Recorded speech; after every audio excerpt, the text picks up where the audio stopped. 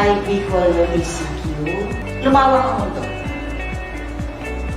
na mag-virtual visit sa ating mga kliyente. Lumawak ang mundo, hindi tumigil ang mundo.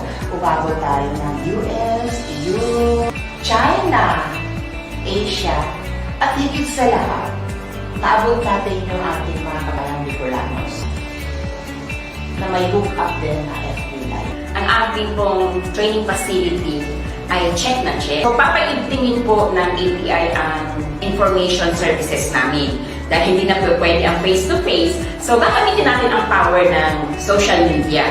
Sa magsasaka, angkop sa kanila ang radio broadcast, sa ating mga extension workers, syempre, with internet, online training. Nadaanan ko yung word na sarabay, tapos nag-struck siya sa akin. Tapos tinignan ko yung iba't ibang meanings niya. All together, togetherness, magkakasama. And I think it's actually perfect Bicol word for teamwork. Okay? So sabi natin, ATI Bicol Sarabay Channel. Ibig sabihin, Sarabay Channel, hindi lang si ATI yung sabay-sabay na nagpo-provide ng capacity building. Kasi whole day eh. So, ibig sabihin, every hour lahat tayo nagpo-provide ng capacity building dun sa stakeholders natin. Either farmer yan, agricultural extension worker yan, private sector yan. At kahit sino doon sa pillars of extension, the national government agencies, the state colleges and universities, the local government units, and even the private sector, sarabay sila sa atin sa pag-learn. Sarabay na natututo sila sa pamamagitan ng blended approach. To meet their targets, kailangan ng collaboration. Despite na ISS ang lead, dahil online platform ito, ang cast hindi pwedeng ISS lang. Magbigay ng pangunahing training o pagsasanay at extension services sa larangan ng agrikultura at pangisdaan. So, ito talaga magiging challenge sa amin from developing the contents, shooting, video editing, hanggang sa pag-promote ng aming mga programs. Patuloy pa rin po ang ating mga pagsasanay na susuporta sa ating RISE program. Actual na training na 3 days para sa mga partners na 15 participant. Ang focus ng High Value Crops Development Program o HVCDP ngayong taon ay Urban Agriculture Program na kung saan nakapaloob dito ang pamamahagi ng starter kits. Matutungayan po natin dito sa ating Sarabay Channel ang iba't ibang kasanayan at pamamaraan ng organikong pagsasaka. Beekeeping, mga skills training para po sa ating mga kapatid na katutubo o ang ating mga indigenous peoples. Sa regular program po ng ATI Bicol, tatalakayin po natin ang mga trainings o pagsasanay on capability buildings and livelihood skills. Ito naman ang pangalan is livestock segment sa ating ATI Bicol Sarabay Channel. Tayong talakayan patungkol sa pakain tulad ng teknolohiya ng feed innovation. Pag-uusapan din natin ang patungkol sa sakit at kalusugan ng ating mga livestock animals at ang mga pamamaraan para iproseso ang mga produkto mula dito. Ang biyaheng LSA ko ay segment ng programang ito na kung saan ay ipaliliwanag namin ang mga innovative extension modalities ng ATI Bicol. Sa Information Services Hour ng ATI Bicol Facebook Live, ipapaabot namin dito ang mga kaalaman, lalong-lalo na yung mga kabataan na interesado sa agrikultura. Ang e-learning ay bahagi po ito sa sabing e-extension program. Ang gaganda po rin ito ay hindi po kailangan ng tuition. Hindi po tuition dito. Wala po kayong classroom na kailangan. You can do it in your office, sa inyong bahay. At sasabi niya dito, you can learn at your own pace, at your own place. At sa procurement and supply, medyo magbabago yung namin sa procurement. Kasi kunti na lang yung mga requirements na supply kasi wala na face-to-face. Medyo mababawasan yung requirement ng mga activities. Under sa new normal po, yung mas magiging cheaper yung expenses tapos magiging mas makater sa maraming audience. Yung health protocol dapat rin a must is a must. Sa puso na natin na lagi tayong maghuhugas lagi ng kamay. E di mag-ride on tayo. Pandemic is global, ATI Bicol went global. Beyond Philippine boundaries. Siguradong pagkain sa buong bansa. Masagalang ay kahit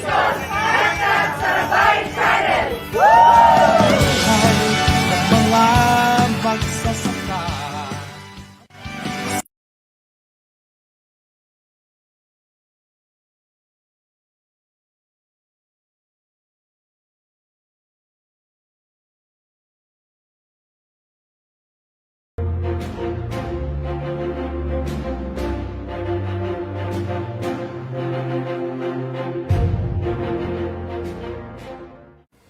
Ngayong April 30, tara na't kilalanin natin ang mga Bicolanong bayaning magsasaka. Ating pakinggan ang kanilang mga pinagdaanan ngayong panahon ng pandemya. 2 oras ng talakayan kasama sina Carlito Aquino, magsasakang sayentista ng Ocampo, Camarines Sur. Rosini Obligacion, National Outstanding Rural Women mula sa Ligao City, Albay. At Liboy Quibral, Provincial 4-H Youth Leader ng Camarines Norte. Manood at pakinggan ang mga kwentong magbibigay inspirasyon at ideya sa malikhaing pagsasaka. AgriTalk in Digital Agriculture presents Mga Bayaning Magsasaka, Ani ng Tagumpay. April 30, alas 10 ng umaga, hatid sa inyo ng DA-ATI Bicol.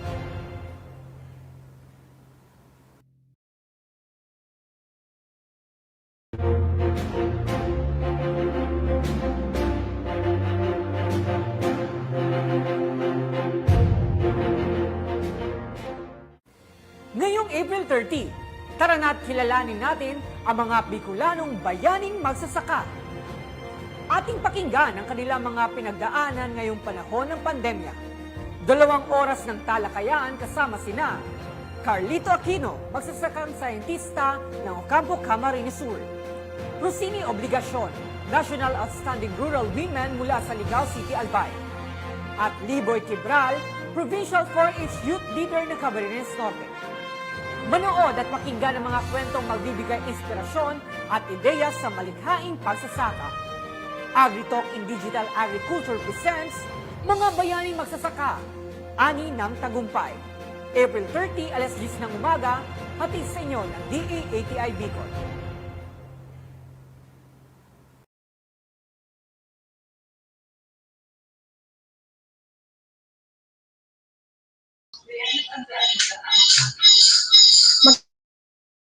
Mga manonood via ATI YouTube live stream sa ating on-site participants from Opag Sorsogon at from Opag Camarines Norte. At sa lahat ng mga sumusubaybay sa ating distance training. Narito na po tayo sa panghuling araw ng pagsasanay sa Gender and Development, hatid sa inyo ng aming opisina. Ang Agricultural Training Institute Bicol o ATI Bicol ay isang ahensya ng pamahalaan sa ilalim ng kagawaran ng pagsasaka na may mandato na magbigay ng mga training o pagsasanay at extension services sa larangan ng agrikultura at pangisdaan. Noong nakaraang 2 araw po, tinalakay natin ang mga mahalagang kaalaman patungkol sa gender and development. Pero bago po tayo magsimula sa ating training, balikan muna natin ang mga topics o mag-recap muna tayo ng mga tinalakay natin kahapon.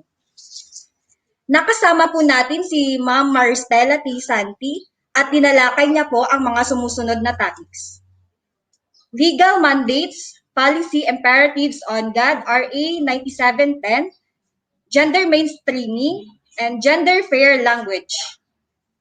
Kasalukuyan po, ngayong 3 araw ay tatalakayin natin kasama muli si Ma'am Maris ang mga topics na Gender Analysis, Gender Issues, GAD Database, RA 7877 or Anti-Sexual Harassment Law.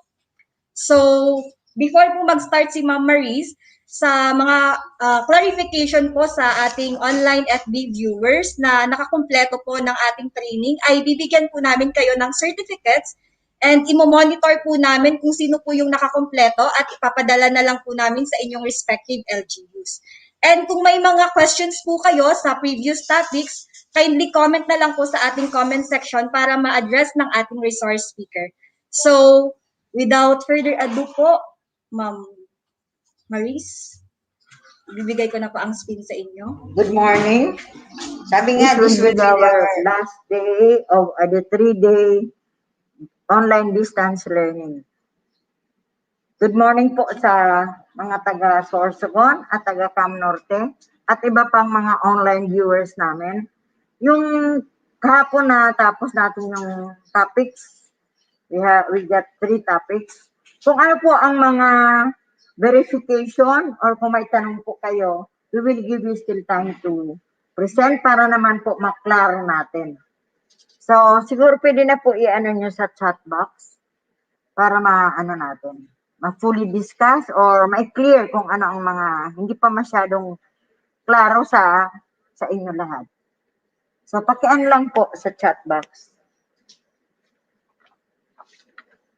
So, before ka po ma'am mag-start, i-shout out ko lang po tong mga FB viewers po natin. So, okay. Shout out po kay Goyang Goyang. Hello po. Hello. Sir Jose Lizano Condes. Good morning po. From Marian Lizano Condes. Good morning po. Nanonood po siya from STE Incorporated, Legazpi City. Hello po. And then shout out po kay Miss Charity Delfinado Babala. Hello po. And kay Binibining Giselle. Hello. Hi Giselle. And of course po kay Ma'am Joyce Leona Bandisa. Hello po ma'am. Happy watching. University. Okay. Si Ma'am Goyang Goyang po is from La Union. Hello po ma'am. Welcome po sa ating training. So, wala po bang mga verification? Wala pong mga questions? So, siguro pwede na tayo mag-umpisa for the day's discussion. Kasi dapat matapos natin ito because we will be having for the last 15 or 20 minutes, we will have your graduation. Okay. Virtual graduation. Virtual. Ngayong araw. So, kung may mga questions po kayo, please mag-comment na lang po kayo sa ating comment section and i-address po yun ng ating RP for today. And yung mga online at viewers po, nakakompleto po yung 3 days na training, bibigyan po namin kayo ng certificates pero i-monitor po namin kung sino po yung nakakompleto at ipapadala na lang sa respective LGUs po. So, good morning. We will start with the gender analysis, GI tools and its application. Ito ang learning objectives to develop a basic understanding of gender analysis and its benefits. Become familiar with gender analysis tools, approaches, and data. Dito we will not discuss in details yung mga gender tools kasi it would take time and it needs special training on the different gender analysis tools. So, orientation lang tayo. Gender analysis defined and tools, data, and materials for gender analysis. Ito ang magiging topic natin for this time. Then, analysis tools.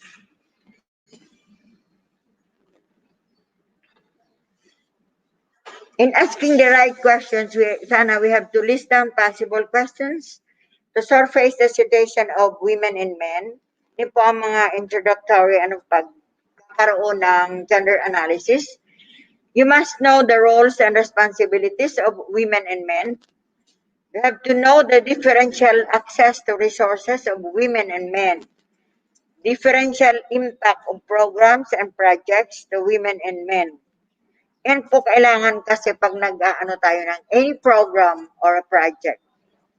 If we have to design or to plan out a specific project, we have to do some analysis or do some questioning para malaman natin ang kabuuan ng ating magiging program.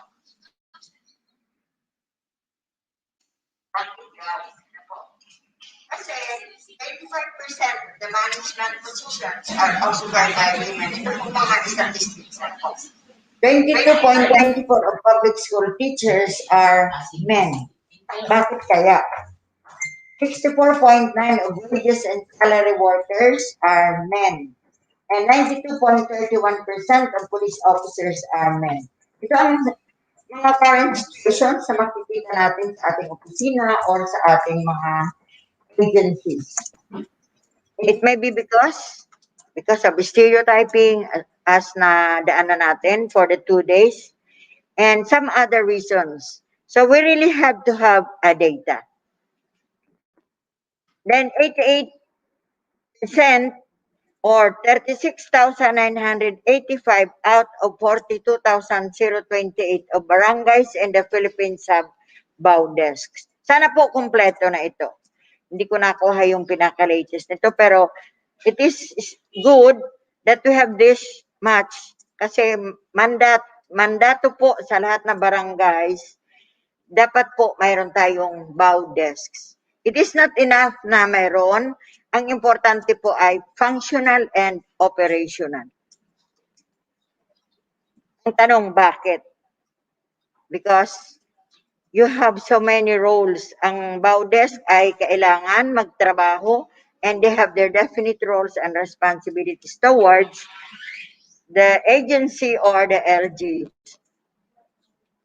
Ano daw ang gender analysis?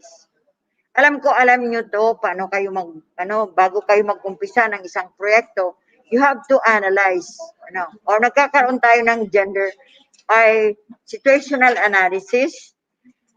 But for God, when we say gender analysis, it is the process of asking or investigating key questions at the beginning of a planning process that will help in, una, we would like to identify gaps or differences between women and men, girls and boys.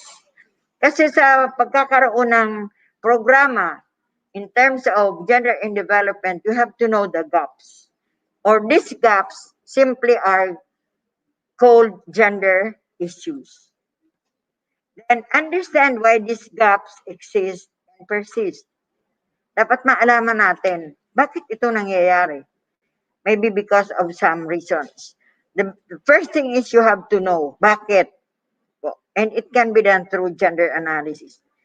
Determining whether the gaps are potential impediment to achieving results and choosing what actions to take to reduce the gap or address the issue.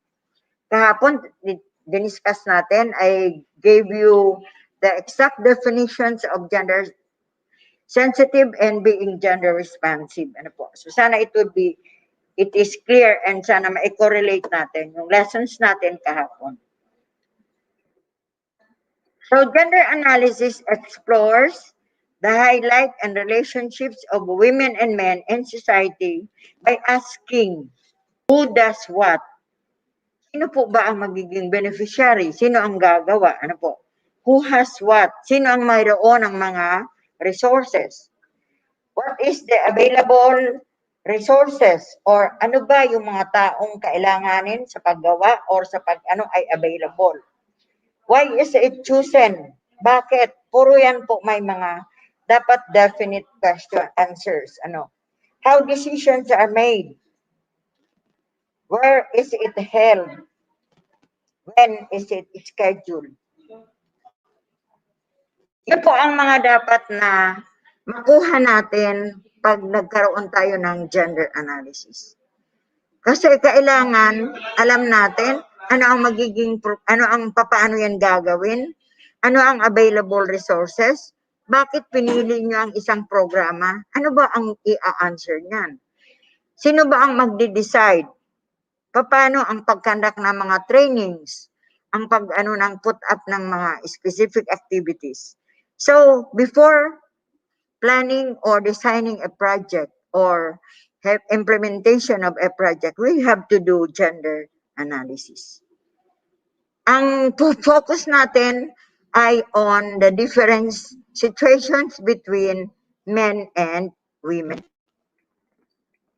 May mga iba-iba pong levels of gender analysis.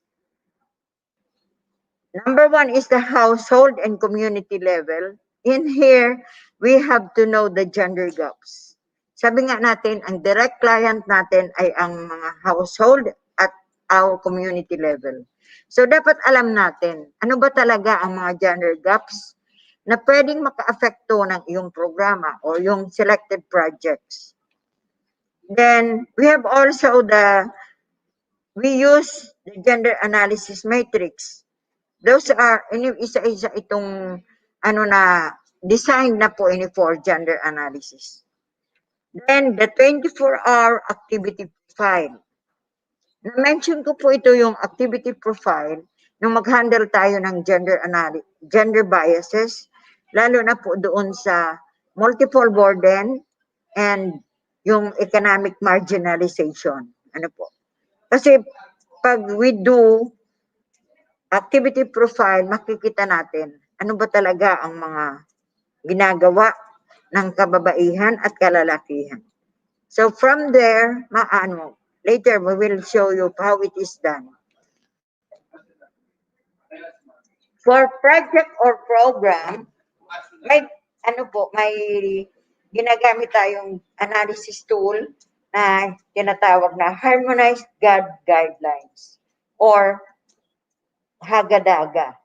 This is a medyo longer topic that needs analysis, that needs workshop or discussions because ito ay isang tool para malaman natin kasi may sarili siyang key elements or core elements in the discussion. This is a design tool developed by the PCW and it is needed in attribution.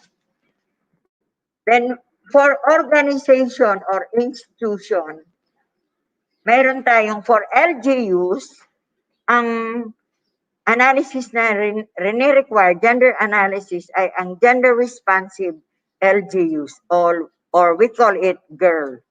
It has been enhanced and doon kasi specific for LGU. So for LGUs, in order to have or to see whether a certain LGU is gender responsive, you have to do gender responsive LGUs as a tool. In here, makukuha natin ano ba ang mga this analysis tool will lead us to getting the different, ano ba yung mga gender issues, gender gaps, or mga kailangan pa ng isang LGU para maging gender responsive. Also, we have the GMF.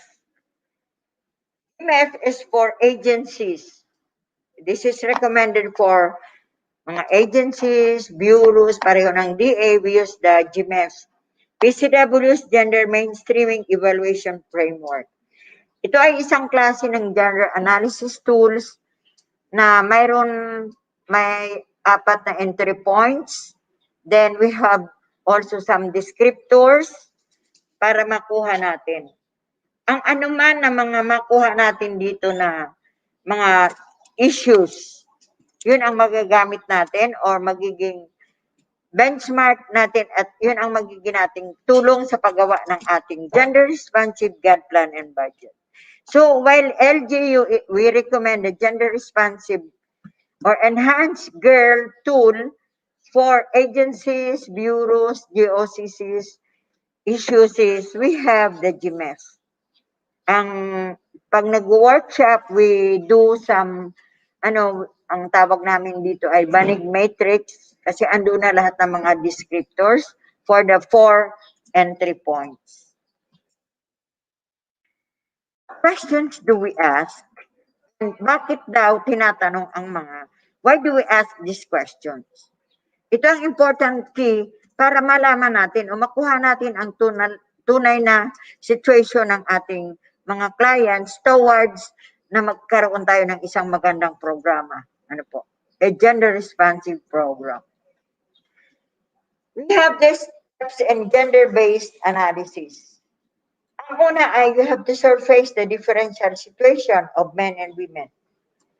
kung alam natin ang tunay na sitwasyon ng ating kababaihan at kalalakihan, mas madali po ang pagkakaroon ng gender analysis. So, ang crucial po dito ay makita natin ang differential situation. Para paggawa natin ng mga programa, paggawa natin ng proyekto or aktibidad sa ating mga clients, madali natin magawan. And we will be expecting a more successful projects or activity. Kasi walang magiging constraints, walang magiging gap. Then we have to identify the differential roles and responsibilities of men and women.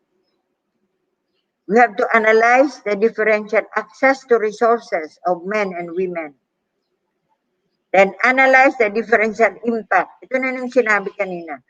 So, ang dapat na makuha natin pag nagkaroon tayo ng situational analysis or gender-based analysis, ano ba talaga ang tunay na sitwasyon?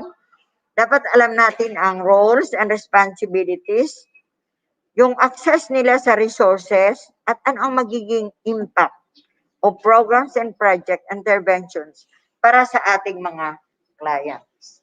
Ano po? So those are the steps in gender-based analysis. Example lang po ito, gender analysis of sustainable livelihood program. Surface the differential situation of men and women in terms of their access to sustainable livelihood programs. Marami tayong livelihood programs na minsan nag-fail or it may not be so much beneficial to our clients. Maybe because hindi tayo nagkaroon ng magandang analysis bago tayo nag-implement o nagkaroon ng design of our project.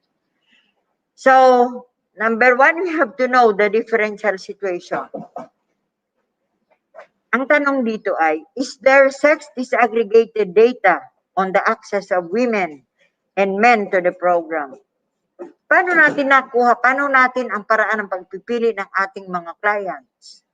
So, you must have a sex disaggregated data. Pareho kahapon, if we will go back to gender mainstreaming, may tatlong elements. Number one, there ay ang use of sex disaggregated data. You have to have yung consultation, then you have to prepare itong gender analysis. Ano po? It must go gender analysis. So kung ililink natin, kailangan pala talaga the data and yung pagkukonsulta sa ating mga clients, then ang pagkakaroon ng, it must undergo gender analysis. Ito po yung pwedeng itanong natin. If men's access rate is low, halimbawa, nakuha natin na very low ang access ng mga kalalakihan. Ang tanong, bakit? What are the reasons? Here are some possible sources of, we have to know the source of information. You have to know your educational levels, the economic capabilities, family size, gender roles and expectations. So lalo na po sa educational levels, we have to adjust. Pag mayroon tayong training, dapat alam natin ang educational levels ng ating clients. Hindi yung magbibigay ka ng training, lagi kang naka-English. So we have to adapt to the level of the education levels of our clients. Yung yung economic capabilities, lahat yun kasi kung pag umaga, halimbawa, nagtitinda pa or may other activities in support or to other farming activities, you have to consider those. What would make them access the program? So, hindi pala kailangan na basta-basta ka lang mag-i-implement without consultation, without the available sex data and other information. You have to make those data available, know your clients well, para po maganda ang program. Tungkol naman sa kababaihan, halimbawa, what is the gender dimensions of accessing the program? What prevents or hinder them from accessing the program? We have husband's family decision, economic capabilities, kasama din yung educational level and social support. Bakit ang ibang kababaihan hindi nakakapag-kompleto ng mga trainings na ino-offer natin? So you have to know the different situations bago tayo magbigay o magpili ng isang programa or proyekto. Then you have to identify the differential roles and responsibilities of men and women. Una ay, what are the gender roles assigned to males? Productive, what else? What are the gender roles assigned to females? Reproductive, ano pa ang ibang mga roles? Kasi kung babalikan natin, kaya pala ang inuuna nating topic ay yung differentiation of sex and gender in knowing the gender roles. Kasi hanggang magkaroon po tayo, those are the things needed po sa being gender responsive. Dapat alam natin yun. Magkakonekta yun lahat. So hindi natin sabihin na, God kaya nag-discuss pa ng mga sex and gender. Kasi those are the things, those are crucial in the implementation and the designing and the monitoring of our projects. So tingnan natin hanggang ngayon, andyan, dapat alam nyo na ang mga gender roles. What are the reproductive roles of both males and females? What are the roles affecting access to the Sustainable Livelihood Program? Ito po ang pinili kong kasi alam ko na we are, kumbaga, ito sa ating mga mandato. Ang clients natin ay tinutulungan natin ma-augment ang kanilang income, maayos ang kanilang family resources. Sometimes it is the Sustainable Livelihood Programs really help in our clients. Then, analyze the differential access to resources of men and women. Mga examples lang po ito. Sige, maybe you have more or a concrete example of resources or programs, pero ito po ay ang guide para magkaroon kayo ng magandang programa. Who has more access to the information regarding the SLP? Men or women, and why? To whom are the IECs or the educational information and educational materials on the program directed? To both males and females, where the IECs conducted? Are the available livelihood opportunities more for women? Would it be home-based than men? So, ang klase po ng depende sa paano mapakinabangan ng ating mga clients. Pwede man mga home-based, ang mga livelihood or sustainable programs. Then, who has more time to attend capacity building sessions? Men or women? Why? Depende po, kung ang nyo ay kababaihan, ang magiging client nyo, you have to know paano nila yan maka-attend, paano ang oras ng pag-a-attend ng capacity building session. Sabi ko nga noon, dapat i-consider natin ang family size nila, ang mga usually ginagawa ng mga nanay before noon time. Kasi usually pag before 12, marami silang ginagawa. So doon makukuha nyo yun sa paggawa ng 24-hour family or household profile. Kasi natin yung mga ginagawa nila before noon time. Pagdating naman sa training, dapat kung pwede mga half day lang, hindi yung ikukonsumo natin for the whole day. Kasi I'm sure they have no time to attend your trainings or skills training the whole day. Kasi may mga iba silang ginagawa. And number 4 is analyze the impact of programs or project interventions to men and women. Ito naman ang mga pwedeng makatulong sa atin, itong mga questions na ito. How would sustainable livelihood program benefits the man? What will be the impact of accessing the program? Will it contribute to improving the poverty situation of the family? Will it result in more children attending and completing school? Will it contribute to shared decision-making in the household? Here are examples of questions na pwedeng nating magamit kung tayo ay mag-a-analyze ng impact of programs. Para naman sa mga kababaihan, how would sustainable livelihood program benefit the woman? What will be the impact of accessing the program to the woman? Will it contribute to improving poverty situations? Parehas lang po will it address the strategic needs and roles of women and beneficiaries? So we have to consider the needs. Sabi nga natin, knowing the needs of our clients or our farmers, and either it be man or woman, would contribute to a successful program. So we have to know the strategic needs and the roles of beneficiaries. Sabi nga kayan, if we say strategic needs, pero medyo mataas-taas na ang level. Kasi pag practical needs, yan yung basic. Ano po? Practical needs are basic needs. While strategic needs are yung medyo naaangat na ang kanilang level. Medyo may kasama ng empowerment. Hindi lang siya beneficiary of a program, but pwedeng siya na rin ay isa na sa nagpapalakad na ng programa. That is an example of strategic needs.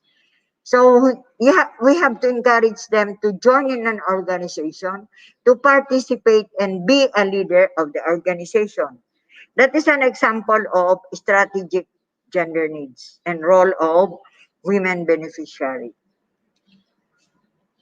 So we continue. We have the data and materials for gender analysis. Data that can be analyzed, it can be qualitative. Qualitative is a result of case studies, narrative administrative reports, and observation data. Ang tinitingnan natin ay ano ba ang kalidad, qualitative or quality of the case studies that you have, the report and the observation data that you have, or available data to support your programs and projects. Then we have also quantitative.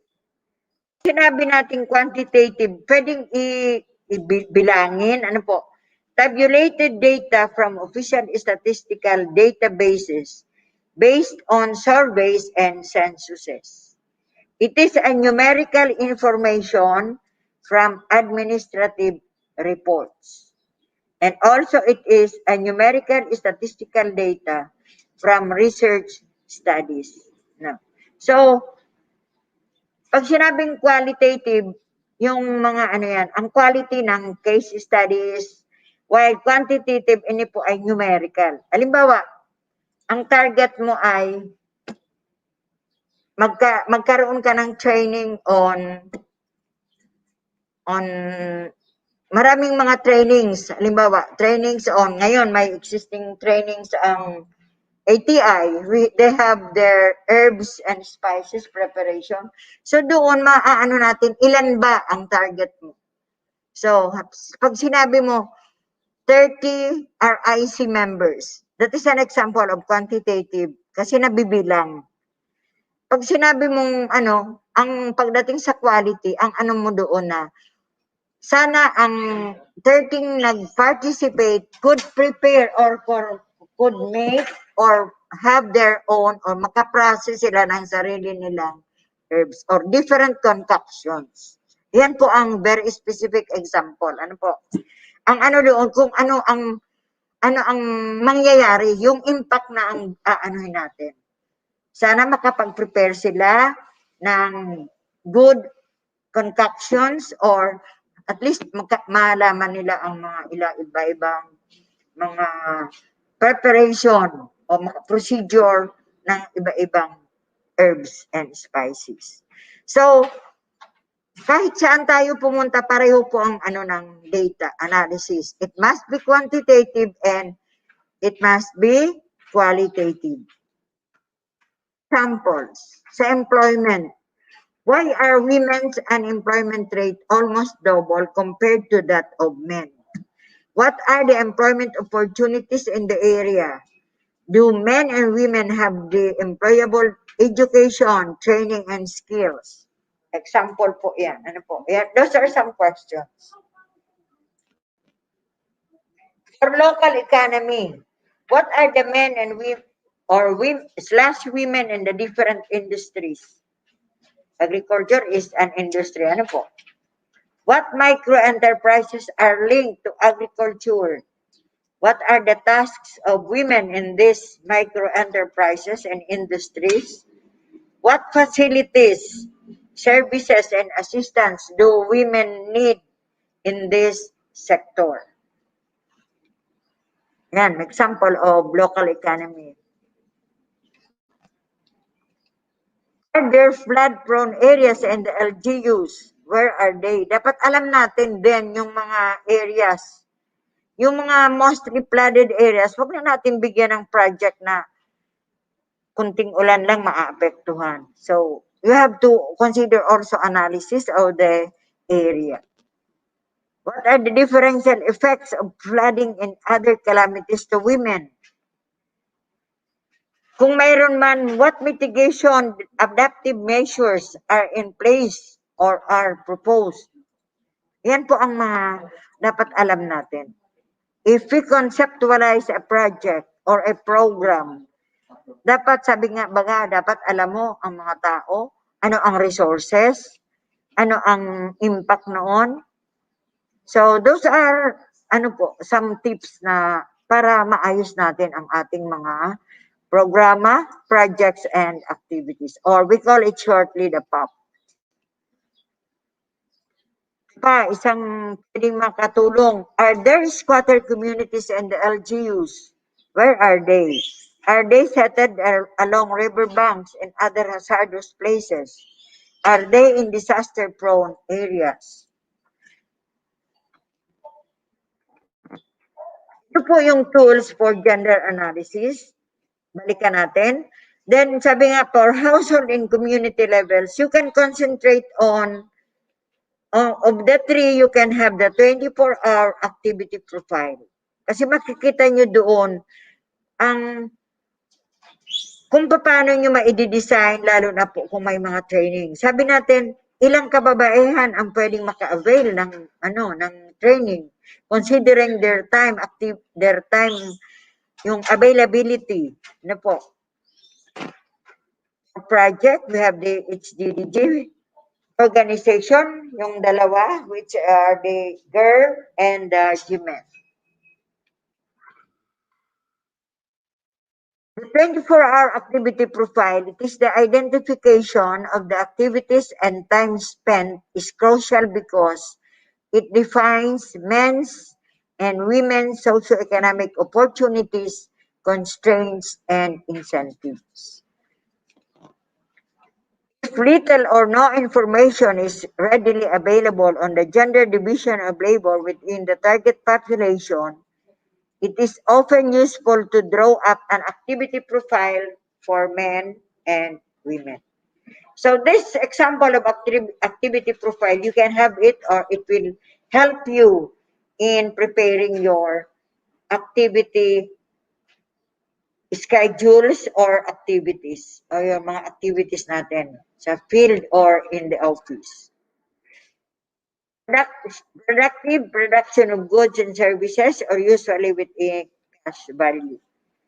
Reproductive care and maintenance of the household or family includes value formation in the transmission of traditions and crucial to human survival, yet often devalued.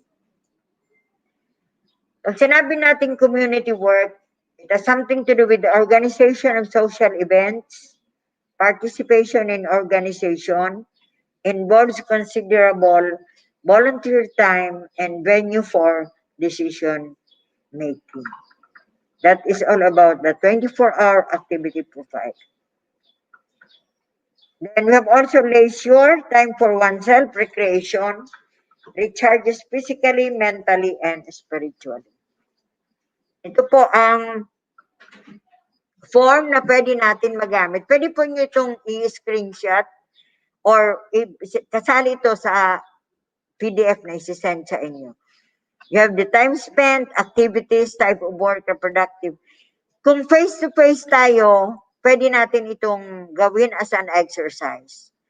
Usually, ang ginagawa natin para makita kung paano natin isisingit yung mga schedules ng lalo na mga nanay, we have here yung 24-hour, usually pinapagawa namin dito, mag-uumpisa kang magsulat dito kung anong oras ka gumising, anong ginagawa mo, ano ang klase ng work na ginawa mo. Usually, pag nanay, lahat-lahat naman yan, reproductive. Ano po? And we can have also some community work or, syempre, may leisure time naman. So, ito pwede magamit. Then, at the end of the day, makikita mo from 4 to, kung natutulog kang 9 o'clock, yan, andyan lahat, by hour or by lahat ng ginagawa mo. Andyan, makikita natin. Gaano ang multiple burden talagang ini-experience ng mga mothers at home. Pati dapat mga tatay, papagawan nyo nito para, mas maganda kasi kung nagtitraining sana or you have your consultation meetings, pwede nyo na po yun na gawin ito. Para makita na natin anong oras kaya sila available. Both men and women, anong oras available sila para mag-attend ng ating mga meetings and other trainings na pwede nyong i-conduct for your client. Then time, activities, hour, and type of activity. Then we have the girl, sabi natin, hindi ko ito i-discuss in detail. Ano po, pinapakita lang. This is a self-assessment manual for LGU. Then we have the GMF. This is for alam ko ang DA, the Department of Agriculture as a whole, national level, ay in terms of GMF, nasa level 3 or GAD application. Kasi sa GMF, may 5 level po. May 5 level yan. Pag nasa 3, 4, and 5 ka na, at least, you are leading to GAD gender responsiveness. Then we have the Hagadaga. Ito po yung handbook ng Hagadaga. Andyan lahat, andyan yung mga guides, andyan yung mga elements, mga lalaman natin dyan. So this is a separate training kasi kailangan ito. Ang hirap nito, hindi ito pwedeng face-to-face. Orientation pwede, pero dapat may workshop and practice of the use of the tools. Then linking GA, gender analysis, gender mainstreaming, and GAD plan and budget. Gender analysis, the review of gender mainstreaming process and problems, review of key issues faced by female and male clients. So sa gender analysis talaga, dapat alam na natin ano ang data ng ating magiging clients. Then we have the gender mainstreaming or the plan or agenda. Prioritization of issues and when each will be addressed. Matching of strategies with issues. Setting up targets and tracking progress. Kasi yung lahat na nakuha nating data doon sa gender analysis, pwede natin magamit. We can prioritize the issues. And we can have a preliminary or we can draft the design. Then, we have the annual GAD planning. Ang Annual GAD planning and the preparation of the GAD plan and budget, you have to validate the gender or gender mainstreaming analysis done, reflecting the issues and strategies for a particular year in that year GAD plan and budgeting. And we have to allocate resources to implement the GAD plan. May I say that the budget for GAD plan is taken from the 5% of the allocated GAD budget. Na po. What do we get out of doing gender analysis? Gender analysis leads to interventions and strategies, address gender issues, and accomplish the objectives of gender equality and equity. Hindi po ang mga sabi nila, gender issues. On the first day, we had the sex and gender. We have the manifestation of gender issues. The gender issues, we identified there are 5. We have the stereotypes, we have the multiple burden, economic marginalization, political subordination, and we have the violence against women. Those are gender issues. So we have to know your clients, you have to know your other constituents, or sa office mismo, dapat mayroon kayong mga data. Then, gender issues can be also be taken out from your mandates. Kaya paulit-ulit ko po sinasabi, must know your mission and vision or your mandates. For LGUs, usually po, mandates are anchored on the local government code.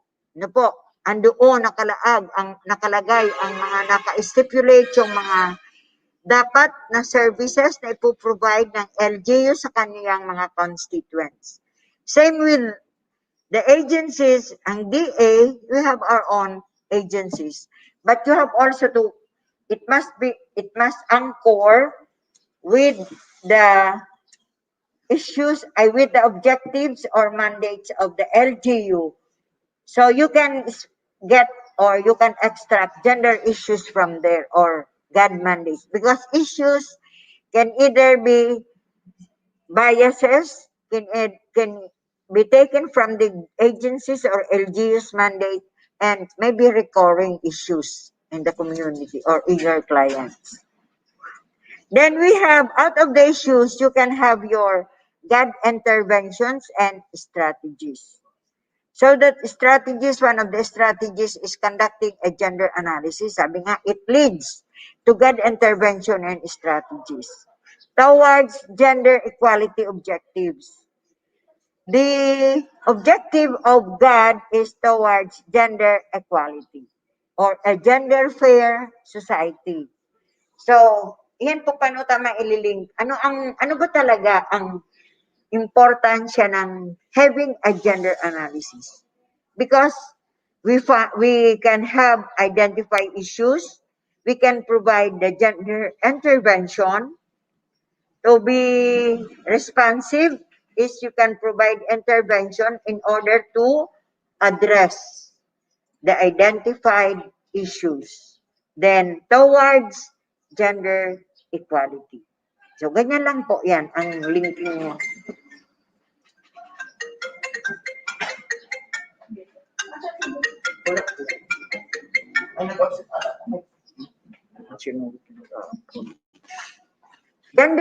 Gender analysis leads to both women and men participate in programs, projects, activities, and share in the benefits. So, hindi lang babae, hindi lang lalaki, but lahat dapat mag-participate in the programs, projects, and activities and share in the benefits. Ibig sabihin po, kung ano ang interventions na ibibigay natin out of the issues that we get from the gender analysis, then we can have it. We can have the program, we can have the program be implemented and that benefits will be shared by all our clients. It leads to gender-related effects and outcomes, anticipated and monitored to address potential inequities. Sabi nga, because sabi 57% are males and 47% are women. So that ends the first topic on gender analysis.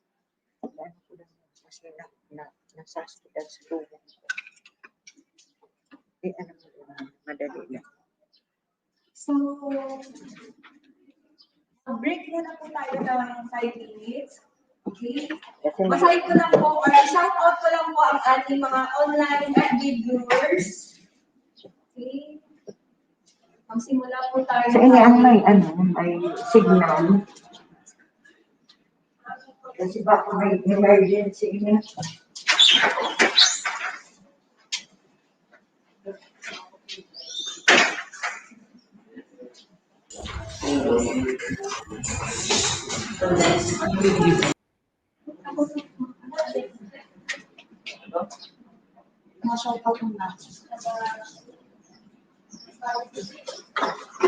Okay, let's have a break muna po.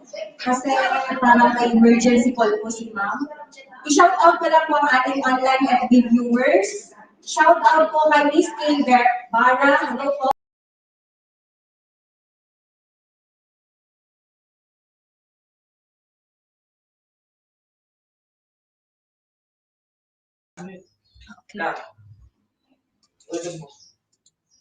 Okay, while ay mag-break muna po tayo kasi po si ma'am may emergency call po. So, i-shoutout ko lang po yung ating mga online FB viewers na nakatutok po sa ating online discussion po. So, i-shoutout ko po si Miss Kay Bara from LGU Mercedes Camarines Norte. Hello po. Kay Ma'am Alma Antonio Amado from Benguet. Hello po. Nakaabot pa tayo sa Benguet. And kay Nora Bacurin. Hello po from Talisay, Cam Norte. Hello po, happy watching. Nora Bacurin. Okay, from Corazon Zamar Kabangbang. Hello po, Ma'am Corazon. From Napuni Reynante. From LGU Don Victoriano, Chongbian, Misamis Occidental. Hello po, welcome po sa ating training. Christian Rosales, hello po, good morning po. Okay. From, The Harismat Avila Palma. Hello po, from Hatima, from San Vicente. Saan San Vicente po ito? Okay. Pa-shoutout din po kay Miss Gloria Villa Garcia from LCC Daet Cam Norte. Hello po. Welcome po sa ating training. And kay Miss Janeline Belleza Espanya. Hello. Hello po sa mga taga San Lorenzo Ruiz.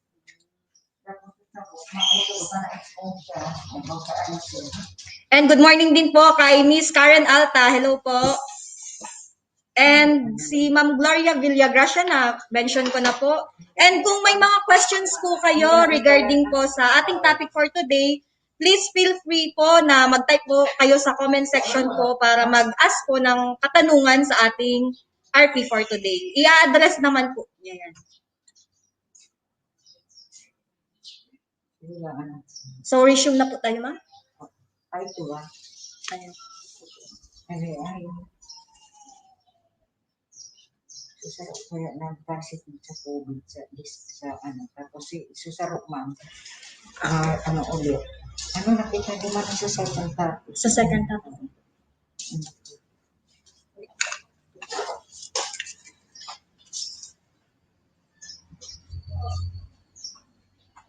Alam mo, ano doon?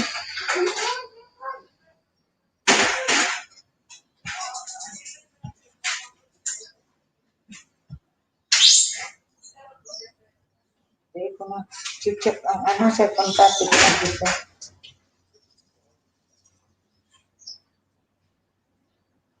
Si drawing. Okay na po. Ito yung ano? Ito na ito. God, ay, gender. Database.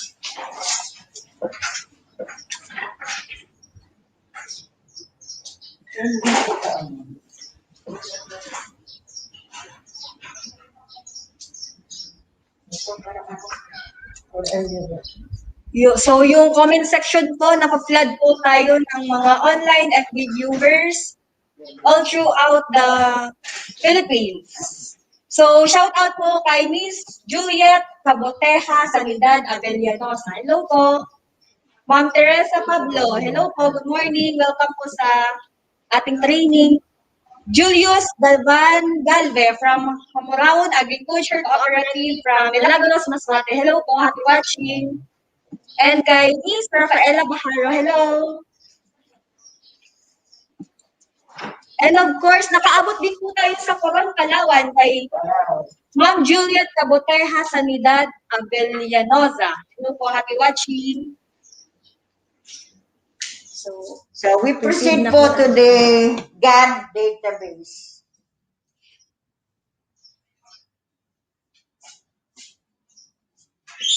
Bakit po kailangan ang GAD database? Sabi nga natin, sa lahat nating projects or programs, dapat po mayroon tayong data.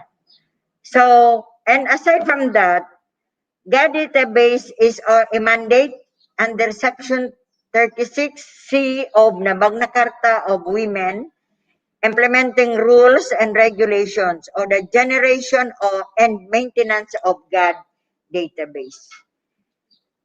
Kanina diniscuss natin or kahapon na ang having a GAD database is very essential in any projects or programs.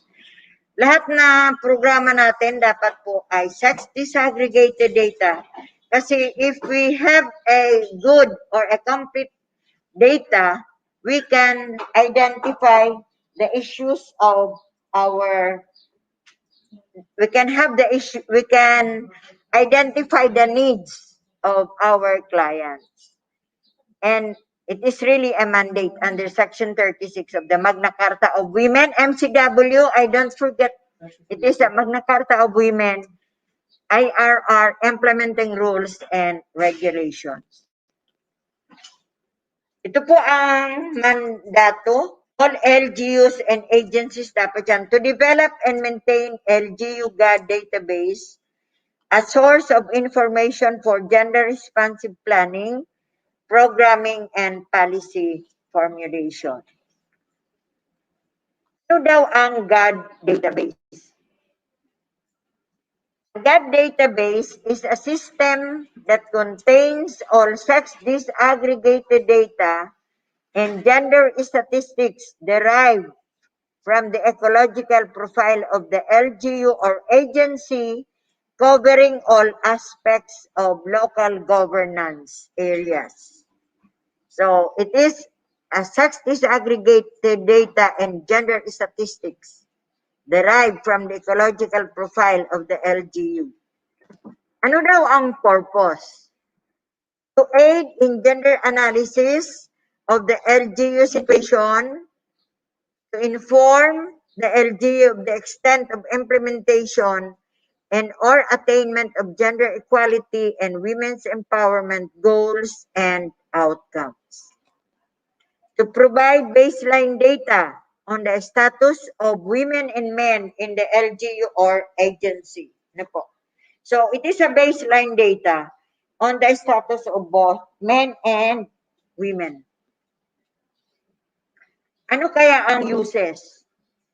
It serves as LGU management basis in, number 1, performance-based gender-responsive planning. A good planning should have a good data. GAD database. Programming and policy formulation, programming designing and decision making. So, yun ang tatlong purpose ng GAD database. For planning, programming and policy formulation, and program designing and decision making.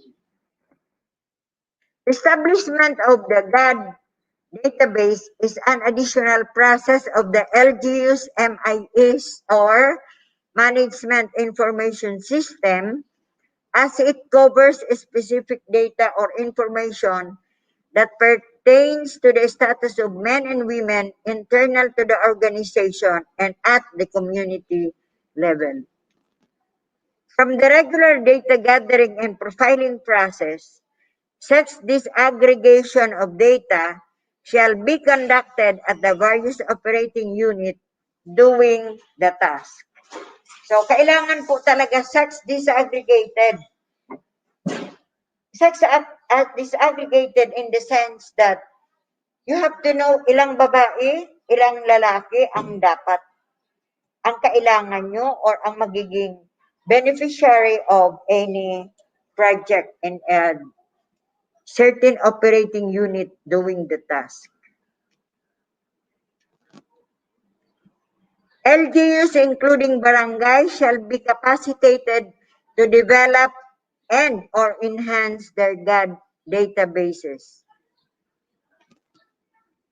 LGU GAD focal point system or agencies GAD focal point system shall facilitate the gathering of such disaggregated data and GAD-related information. Barangay GAD focal point system shall be capacitated on the mechanism of collecting and processing such disaggregated data and other gender-related information. Database development involves, ito po ang defining data need, collecting and tabulating the required data or coordinating with agencies responsible for collection and tabulation, and the organization of data into a database such that it will be accessible to users. Ano po? So, dapat it is a coordinating activity. Hindi lang. Kasi lahat ang mga national agencies, ay may mga national agencies na in charge in the collection in the of the data. A very good example on lalo na po sa demography or population, you can request from the PSA or the Philippine Statistics Authority. Dati NSO, ngayon ay PSA na po. User ability to specify such disaggregated data need depend on gender awareness and knowledge of statistical practice.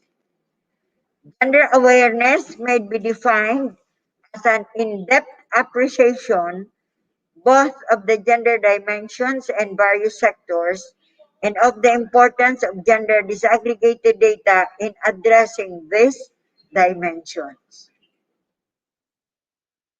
One strategy for capacity building and gender disaggregated database development is thus to increase gender awareness among both users and producers.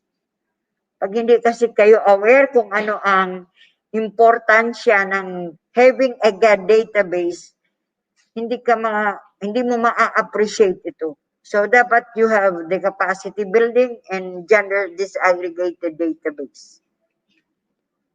This strategy would lead to better recognition and definition of data needs and to more effective communication between users and producers. The second factor in user ability to specify specific or specify sex disaggregated data or SDD is knowledge of the statistical practices involved in data collection. So, the second strategy, pareho po inulit lang, is to increase awareness, statistical awareness among users. Awareness on the use is very important. Ano po? Ito po ang mga contents. Contains the LGU's minimum guide indicators. Kasi usually, ang data natin ay galing sa LGU, di ba? Tayong mga taga-agency, mga taga-agriculture, ang clients natin ay taga-LGU. So, ito ang dapat na makuha natin sa database ng LGU. The LGU's minimum guide indicators match with biophysical, socioeconomic, cultural, built environment components of LGUs or the ecological profile. Yun po ang mga data na balikan natin. Dapat makuha nyo bago kayo magkaroon ng magkaroon ng mga data. Ito po ang para sa inyong pagpaplano ng proyekto or programa. Ito po ang dapat available. The biophysical, kasi kanina nakita nyo, ano ba, what are the flooded areas, what are the terrain, kasi depende po kung anong project ang i-implement nyo sa isang barangay. The socio-economic, the cultural constraints or the cultural practices. Lalo, good example na ibinigay ko kapon ay yung IPs. Iba kasi ang kultura ng mga indigenous peoples or other groups. You have the Moro, iba-iba po. So you have to know, to have that data to guide you in the planning of your project. Then also the ecological profile. That database with that information to include gender statistics, age and sex disaggregated data. Pag nagawa tayo ng halimbawa, nagkaroon ka ng meeting, lalagay mo dyan, hindi lang pangalan, ang iba kasi pag pangalan lang, address, position kung may sa barangay, then signature. Please have a column for sex. Dapat hindi gender ang ilalagay natin. Dapat po ay sex. Kasi pag sa sex, ang dapat na sagot yan ay male or female. Ano po? Kasi kung minsan masabihin mo, ay ma'am, nakikita naman sa pangalan. Hindi, kasi may mga pangalan na akala mo lalaki, babae pala. Marami na, halimbawa ang Rene, pwedeng babae, pwedeng lalaki. Ano po? Joey, may babae, may lalaki. So may mga hindi pwedeng i-base mo na lang sa pangalan. Any data or any, halimbawa, may logbook kayo sa opisina, include their sex. Para at the end of the day, or kung magko-consolidate ka, sino-sino ang pumunta sa office, usually may purpose. Doon din, maaano mo na kung kung ilang babae, ilang lalaki ang pumunta, and doon lang sa makikita mo kung ano ang purpose niya. So, iba-iba ang outright, makikita mo kung ano ang pangangailangan ng iba-iba, ng clients nyo. Based on the data na inilagay nyo sa logbook. Ano po? So, in that, at the outset, nag-i-establish na kayong sex disaggregated data among your clients for the day, for the week, or for the month. Ano po? Data must have been systematically produced, gathered, regularly updated. Ini po ang pinaka-importante. It must be regularly updated to serve as inputs or basis for planning, programming, and policy formulation. Hindi pwede yung data mo na 10 years ago pa, yun din ang gagamitin. Kasi at times, marami na doon ang wala na. Maybe namatay na or what, iba na ang edad, siyempre iba na rin ang needs, iba na ang pangangailangan. O malay nyo kung hindi na yun nagpa-farm. O iba na ang nag-shift na siya from farming to manufacturing or for processing. So data must be regularly updated. Ano po ang sources of sex disaggregated data? Hindi ko pala ito na update. National Statistics Office, or now it is the PSA, Philippine Statistics Authority. lalo na pagdating po sa mga demography on population. Then we have the CBMS. CBMS or the Community-Based Monitoring System, alam ko karamihan ng LGUs ay may CBMS.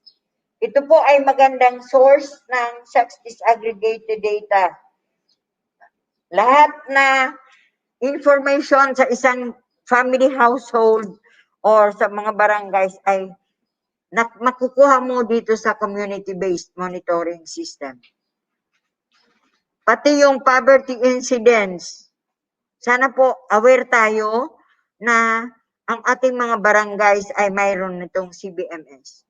Alam ko sa Sorsogon in Norte, maybe updated ang mga CBMS nyo. Doon na kayo humingi ng ng data. Pero it must be updated. Alam ko may updating na ng CBMS. Ano po? Kasi ang ibang mga LGUs, hindi ina-update. Saka hindi ginagamit. Kaya kami pag nagti-training, nire-require namin sila na magdala ng mga barangay profile. We require them that it must be updated. Or they can have, if updated ang kanilang CBMS, they can have a copy of the CBMS para madali po ang pag-ano nila ng barangay data. Sabi ko nga, pati poverty incidents reflected dyan. Saka ang data ng barangay dapat ginagamit. Hindi yung, kasi ginastusan yan eh. Dapat gamitin. And it is a very good tool for planning and policy formulation. Then we have also the National Household Targeting System. Ito, makukuha nyo yung mga number of households. Kasi every 2 years yata nag-update ang NHTS. Parehas ng PSA. Ano po? The Local Government Performance Management System, LGPMS, this is a monitoring or management guide na ini-implement po ng DILG. Academe, CSO, and local offices of NGAs, dapat mayroon sila ng updated data. Pero makakaano kayo, ang barangay, dapat mayroon sila ng mga updated data. Nung ako nasa Bula, a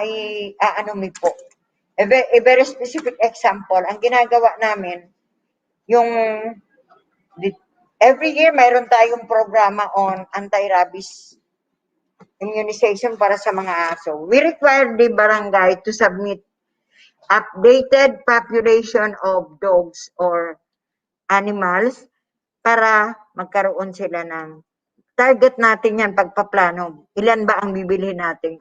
Ilan ang i-request na vaccines or immunization requirements ta? Pag hindi nag-submit, ito binibigay ko lang example sa inyo kasi totoo itong ginagawa namin noon. Pag hindi nag-submit, hindi namin binibigyan ng service yun. Sasabihin ng barangay, ma'am, mahirap po pag-update. Hindi yan mahirap kung pagtutulong-tulungan. Di ba ang mga barangays may mga kagawad in every zone? Pakilusin niyo yung mga barangay kagawad. Pag hindi nag-submit, huwag yung bigyan ng honorarium. I-recommend nyo yan sa barangay officials nyo in your respective community or LGUs. Kasi, dapat yan, updated ang data.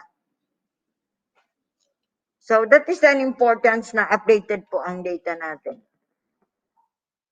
For that data, primary source, we have the LGPMS and CBMS. This is a planning and data gathering tools.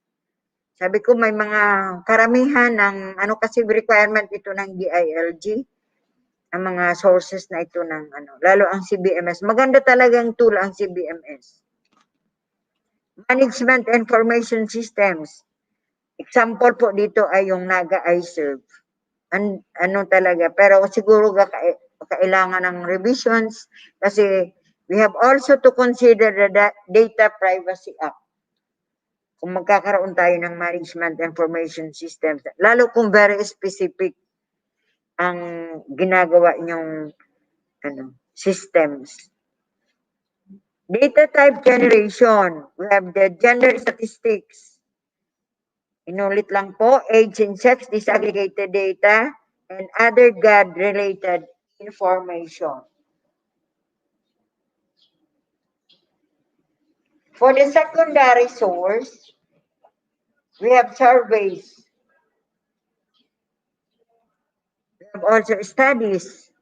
Alam ko may mga research studies tayo or mga survey na kinakandak that can be considered a secondary source. The focus group discussion results. Usually, ginagawa natin ito pag may mga bagong proyekto, we conduct FGDs, focus group discussions. Then, pag mayroon tayo ng focus group discussion, it must be, dapat recorded, para makita natin ang results. So, because that can be a source of secondary source data. And we have the progress reports. Progress reports, ang nangyayari ito kung may existing ka ng project, you have to have a progress reports. Kasama ito or the evaluation or the monitoring report. Kasi pag sinabi monitoring reports, na ginagawa yan periodically or on the course of habang duration kang project. Then after the progress report, then you have the impact assessment. Yan, ito, na-advance na. We have the monitoring and evaluation results. Monitoring can be periodically or at the duration of the project. Then we have also the evaluation results. In GAD, we have, kaya nga rin require po na mayroong monitoring and evaluation committee to function na siya po ang magmo-monitor ng implementation and other aspects ng GAD towards gender responsiveness. Order reports. Ano po ang order reports? Those are usually projects funded by foreign assistance, the Overseas Development Authority or assistance reports. Ano po? So you have to consider also the order reports. Ito po ang social development sector. Example, ano po? The social subsectors, you have the demography. Ang data requirements is projected population by sex. Usually, that is taken from the PSA or latest census-based projections or from the GIRL. Ano nga yung GIRL? Gender Responsive LGU. Then we have the projected life expectancy at birth by sex, total household population by age group by sex, sex ratio, total population. And this is all about demography or household.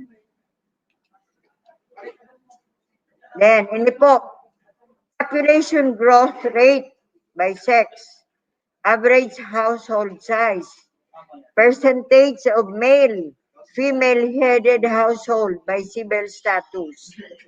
Kailangan po ang male or female-headed household kasi lalo na po kung may calamity, you have to have a separate, kung pwede separate po ang mga provisions for a female-headed household. Then we have the registered live births, and then ito lahat ay nakukuha po sa Statistics Office or the Civil Registrar's Office. Yung education. Ito ang mga data requirements. You have your age, functional literacy, by age or by sex, ratio of girls to boys, and primary education, to secondary education, tertiary education, and availability of functional learning training program for women. Ito po, lahat sa lalo na po itong availability and functional literacy training program for women and girls. So we can coordinate with the DepEd. I think this is more on the responsibility of the DepEd and also the LGUs. Sa health, pasadahan lang natin, anong ba ang dapat? Kasi we can work coordinatively with your co-workers in your respective workplace. So mga po yun, mga sakit or nutritional status of pregnant women, yan po ang mga covered niyan.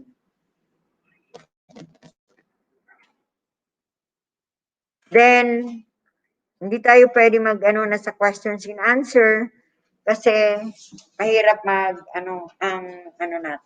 Ginagawa lang namin ito kung sa ating face-to-face. Kasi lalo na wala na tayong time. Ang mga sabi ko na nga, ang database is dapat po talaga updated. Dapat po updated. Kasi wala tayong sex disaggregated data, mahihirapan tayo sa paggawa ng ating programa. Kasi from there, makikita natin sino ba talaga, ano ba talaga ang kailangan ng inyong mga clients. And there are some sources. So, wag nating sabihin na wala kaming data. So, that would be the first step in preparing programs or in preparing plano para sa inyong mga clients. And also, we have to, sabi ko nga sa office pa lang, pwede na tayo maka-create or maka-establish. Start establishing your sex disaggregated data in the simple logbook that we have in the office. Kasi pag wala yan, mahihirapan. Hindi tayo makakaano. And there are some other, may mga other sources. Hindi man natin sabihin mo, ay wala po kasi ang hirap niyan. If we will have a sex disaggregated data po, mas madali ang pag-identify ng needs, mas madali ang pag-identify ng ating mga processes or mga programa na makakatulong sa pag-implement ng ating mga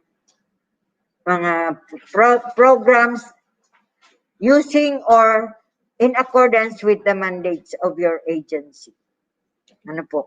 So, that database is really important. Kahit sa anong programa, dapat may data ka.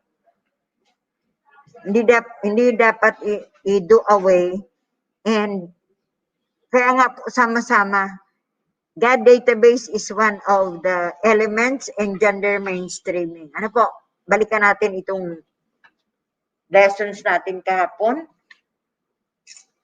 Inulit ko, isa siya sa elements in gender mainstreaming. And data, ito po ang data must be validated and updated.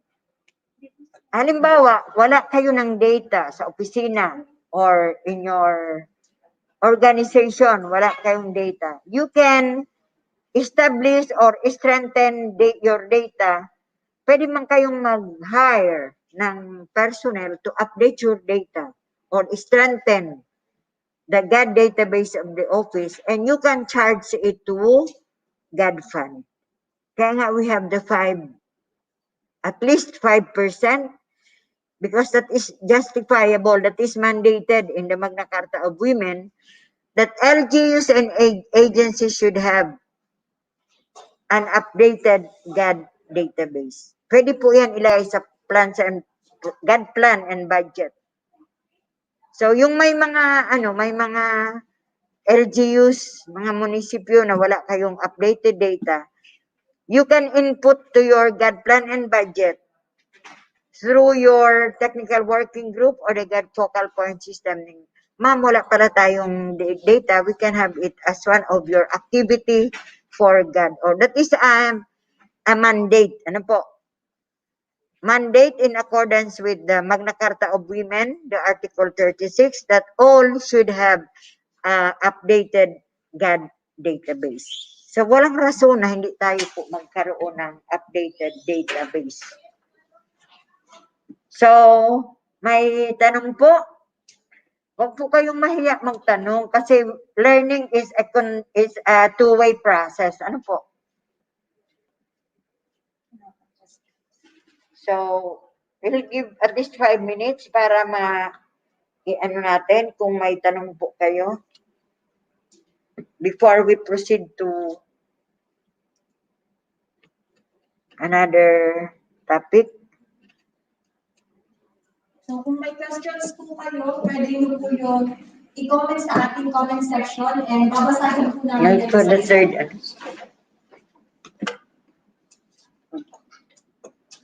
yung gender issues dito. Isunod natin. So, gender issues.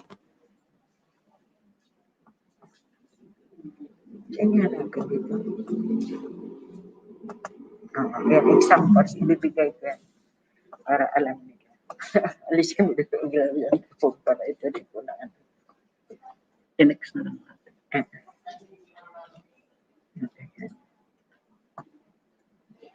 May questions po?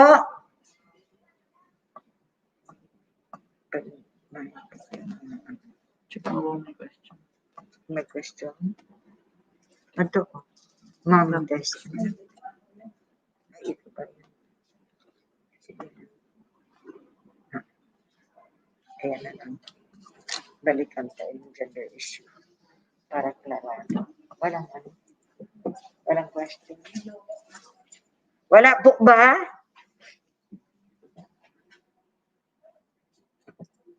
Questions po from Opag Camarines Norte. May questions po ba kayo? Sa Sorsogon po. Any questions? Mga nahihiya po ata. Nahihiya po kayo. Huwag kayo po mahihiya. Kasi, ano yan, mas maganda kung maraming tanong kasi Kung hindi po kayo naiintindihan sa ating topic, pwede po kayong mag-ask na questions or na-place na questions. I-comment nyo lang po sa ating comment section and iisa-isahin po natin yun. Huwag po kayo mahihiya. Kasi si Ma'am Maris po is willing naman po mag-answer doon sa ating mga questions. mas maganda kung participative, ano po. So kung may gusto po kayong i-share, pwede nyo rin po yung i-share. Sige, we can, then after may dalawa pa po tayong topic. Magbibigay pa ako ng short, ng gender issue, then examples para at least clear sa atin, ano ba talaga ang mga gender issues. Ano po, examples, I will give you examples of gender issues and mandates. So after this, we will have another, yung anti-sexual harassment. Then siguro if we have time before the closing program, we can paki-note down nyo po kung ang mga questions and additional ideas taken from the first 2 days sessions natin. Ano po? Naklarado tayo. So, what is a gender issue? Kasi gender issue, kumbaga, ito ang pinaka-meat or pinaka-laman ng ating learnings, lalo po sa pag-prepare ng God plan and budget. So, sabi daw, gender issue is defined, it refers to problems and concerns that arise from the unequal status of women and men, including the differential characteristics, roles, and expectations attributed by society to women and men. Identified through a review of flagship or regular programs, then conduct of gender analysis of SDD or sex disaggregated data. SDD po means sex disaggregated data or relevant information or maybe emerging. So, ito po, is also, babalikan natin kung ano yung gender analysis kasi doing gender analysis would give us gender issues. So balikan ulit natin. The first is you have to know the situation of men and women. Ano ba ang differential roles and responsibilities? Your accessibility to resources in the impact of programs and project interventions to men and women. So kung titingnan natin, ito ang pinaka-key. Ano po? Dapat alam natin kung ano ang pagkaiba ng babae at mga lalaki, ano ang mga roles and responsibilities, paano sila makapag-access sa resources, and ano ba talaga ang magiging impact of the programs that we are having.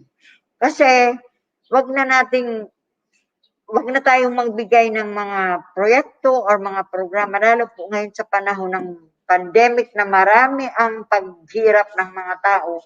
Dapat ang ano man na ginagawa natin para sa kanila ay maging kapaki-pakinabang. Ano po? Simply, we are coping with the mandate of our agency. Dalawang klase po ang gender issues. Ano po? Ang number one ay a client-focused gender issue. Dapat ito, dinidiscuss ito in detail sa God planning, pero ibibigay ko na sa inyo para huwag na kayong mag-isip ano ba talaga ang mga gender issues. Araw-araw sinasabi sa every topic may gender issues. Ano po? So, dalawang klase. The first type is client-focused. Pag sinabit natin client-focused issue, it refers to concerns arising from the unequal status of men and women stakeholders of a particular agency, including the extent of their disparity over benefits from and contribution to a policy program or project of the agency. O, pag sinabi nating client-focused, ito ay issue, yung lahat na ibibigay nating programa o solution sa ating client ay tatawagin na sa client-focused issue or program and activity. So pag sinabi nating client, yung lahat na pangangailangan ng client natin o yung lahat na issues na nakuha mo out of your processes ay tinatawag nating client-focused gender issue. Ito po ang ikalawa ay yung organization-focused. Pag sinabing organization-focused ay it points to the gaps in the capacity of an organization to integrate a gender dimension in its programs, systems, or structure. Ito.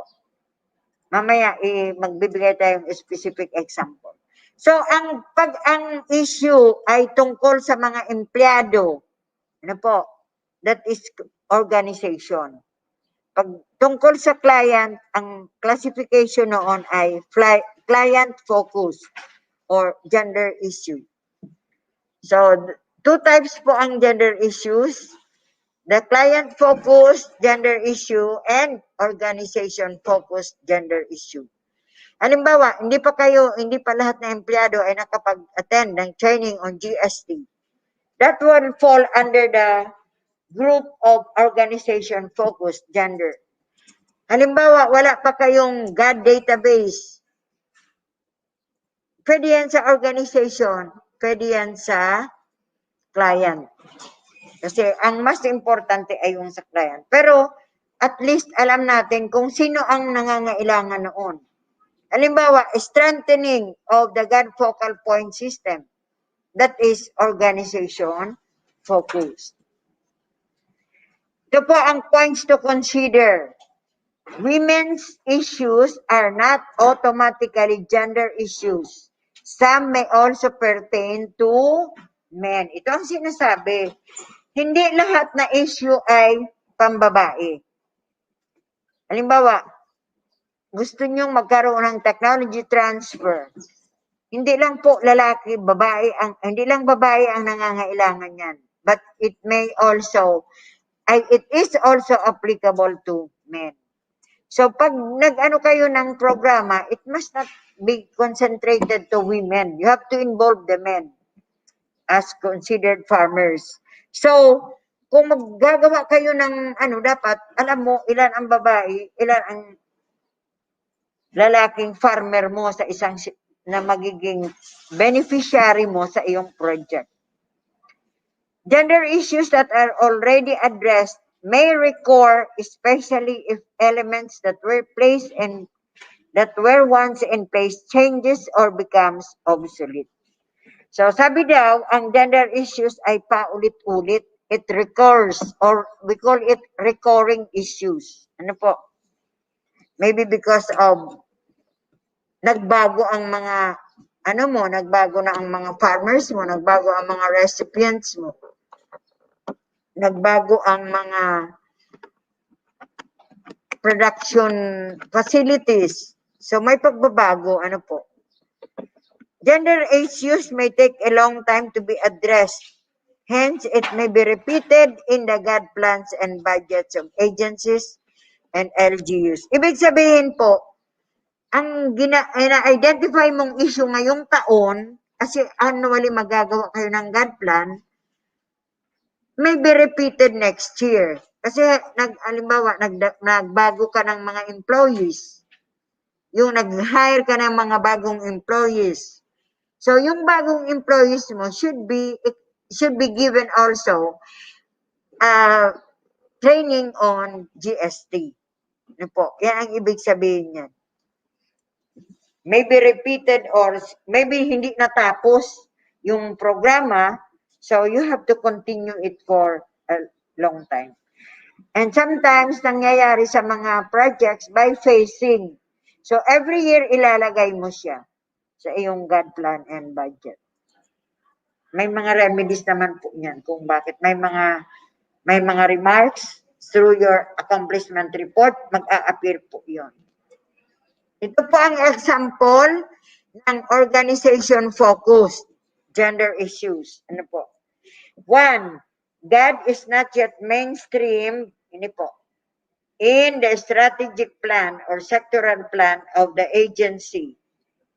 Kung ito ang ma-identify nyo, hindi pa stream in your sectoral plan, ang magiging yung intervention or strategic intervention is formulation of a God agenda or strategic framework or God code for LGUs. So, ano po? Organization focused po ito. Number 2, example is lack of policy on the use of gender fair language and images. So ano ang magiging intervention nyo or things to do in order to answer the issue? Issuance of policies to enjoin use of gender fair language and images. Review and revision of policies, plans, and IEC materials to integrate gender fair messages and images.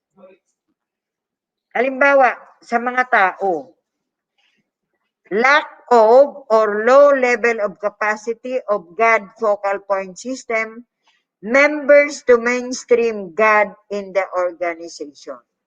So ang magiging intervention po natin ay to conduct capacity building on God for God focal point system members, management, and employees of the organization. Ito din, lack of knowledge and skills of the management and or employees on God. A specific capacity development session should be informed by the results of a training needs assessment of target audience. Yes. Kaya nga sa training, kami pag nagtitrain, the first requirement ay magkaroon ng training needs assessment. Ano po? Kasi in there, makikita natin ano ba talaga ang kulang. Ano ba ang topics na dapat magkaroon ng much emphasis. Ano po? So, TNA is needed. Kahit na po sa inyong mga clients, kung pwede bago kayo mag-conduct ng training, you conduct training needs assessment. Because that is a helpful tool para malaman natin ang capacity or ang level ng awareness, level ng skills, or we have the KSA, ano po, knowledge, skills, and attitude of the different future participants on your training. I suggest you have to conduct TNA in your trainees kung may mga scheduled trainings kayo. Ito po, pagdating sa enabling mechanisms, yung sinasabi ko kanina, absence of sex disaggregated data or gender statistics that can be used as basis for the formulation of PAPs for employees. So, ang intervention nyo dyan ay establish GAD database with sex disaggregated data and information. Then you collect an analysis of GAD-related indicators. It is not enough na nag-collecta kita, ano po, but you have to analyze the GAD-related indicators na nakuha nyo through your collection of data. Then we have lack of facilities or mechanisms to address practical needs of female and male employees. Ito ang tanong ko, ang lahat bang opisina nyo ay may separate CRs? May daycare ba kayo sa inyong mga offices? May lactation room or breastfeeding room ba tayo? Kasi that is mandatory facilities na dapat mayroon ang lahat ng offices. Dapat separate ang CR with gender sensitive facilities. Dapat mayroon tayong breastfeeding room sa area, lalo na sa mga municipal offices natin sa agriculture. Ano po, that is a mandatory facilities na dapat natin i-provide. That is catering to the needs of your reproductive mothers.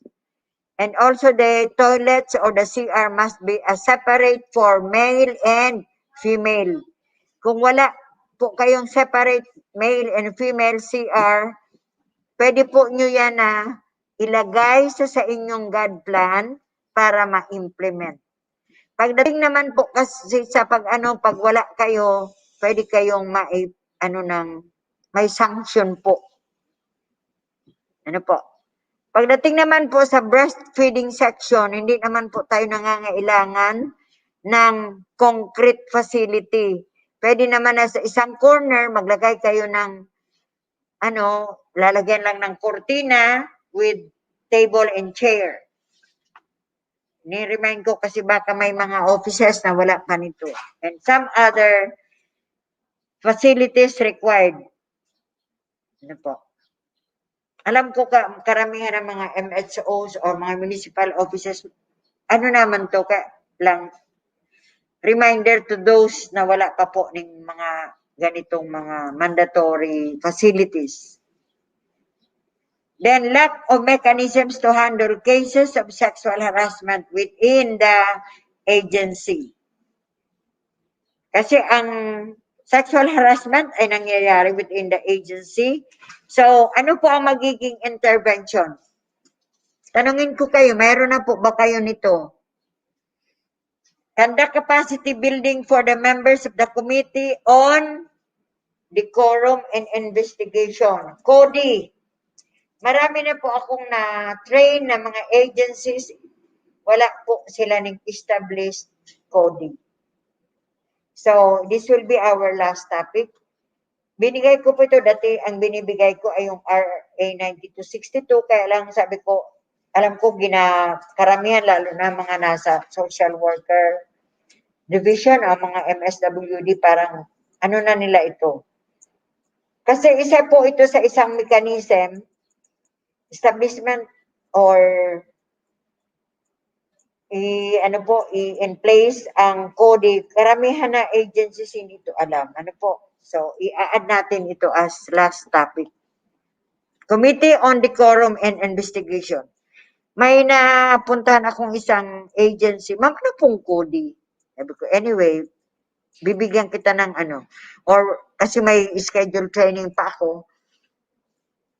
Ano ko, i-detalye ko sa kanila. Kasi, ano ito, isa itong memorandum circular also from, aside from GAD training, dapat mayroon kayo nito. Or, it is a requirement po para sa requirement ng civil service. And it is a responsibility of the HR to na ma-establish po ito sa opisina. CODI, Committee on Decorum and Investigation. For PAPs, ano pong PAPs? Program, activities, or projects. Ang iba PPAs, ang iba sa atin ay PAPs. Lack of consultation with men or women employees in HRMD. Anong HRMD? Human Resource Management Development Undertakings, decision-making structures and processes within the organization. We have to conduct consultations among employees to ensure their participation in the decision-making and processes within an organization. That is an issue, organization. Lack of assessment of the gender responsiveness of an agency. Paano natin makikita yung lack of assessment? We conduct, dapat mag-conduct tayo. Ito na po ang intervention. Conduct workshop among GFPS and program implementers on the application of gender analysis tools such as HGDG. Ano ba itong ibang tools? We have the GMF, we have the GIRL. Ano po? For agency, you use GMF, Gender Mainstreaming Evaluation Framework. Ito po sa economic development for formal labor. This is addressed to DTI, DOLI, TESTA, DA, DAR, CFOPO, EA, PCFC, DOF, DFA, and LGUs. A very good example is low participation of women in paid employment. Then we have to conduct consultations to come up with policies to addressing seniority of tenure and equalizing wages of men and women employees. Alam kong wala naman sigurong problema dito sa agency natin, particularly on equalizing wages of men and women. Kasi siguro para-parehas ang sweldo, ang ay isa ang standard na sinusunod. Vulnerabilities of employed women due to lack of security of tenure. So we have to provide provision of livelihood training programs integrated with gender perspective for women would-be entrepreneurs. Iba pa ito mga hindi naman ito tayo concern, mga migrant workers. Pero pag meron po sa inyong lugar o sa inyong LGUs, you can refer to this. Informal economies. Ito po, informal economies of micro, small, and medium enterprises. Exposure of women to occupational safety and health hazards.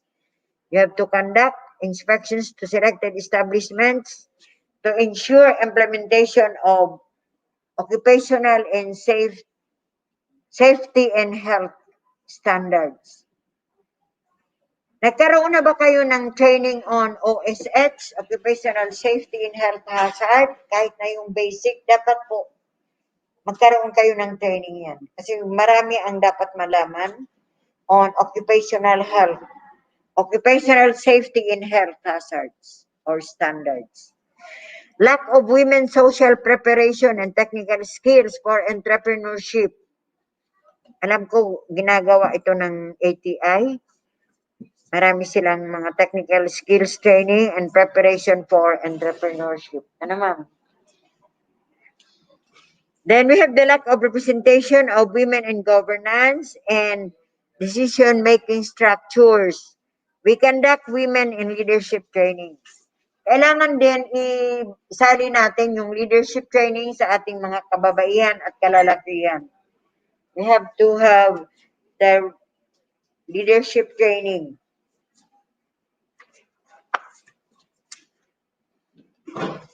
For agriculture and fisheries, this is our much concern, yung mga nasa field, ano po, yung mga, mga ating mga agricultural extension workers.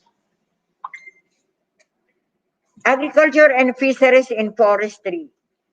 Ito, number 1, lack of data on women farmers and fisher folks. Limited participation and representation of women in decision making, lack of gender responsive technologies that can be equally utilized by men and women farmers and fisher folks. On first, the lack of data, you have to, kung walang gagawa, pero imposible naman, hiring of IT personnel to sex disaggregated data for women farmers and fisher folks.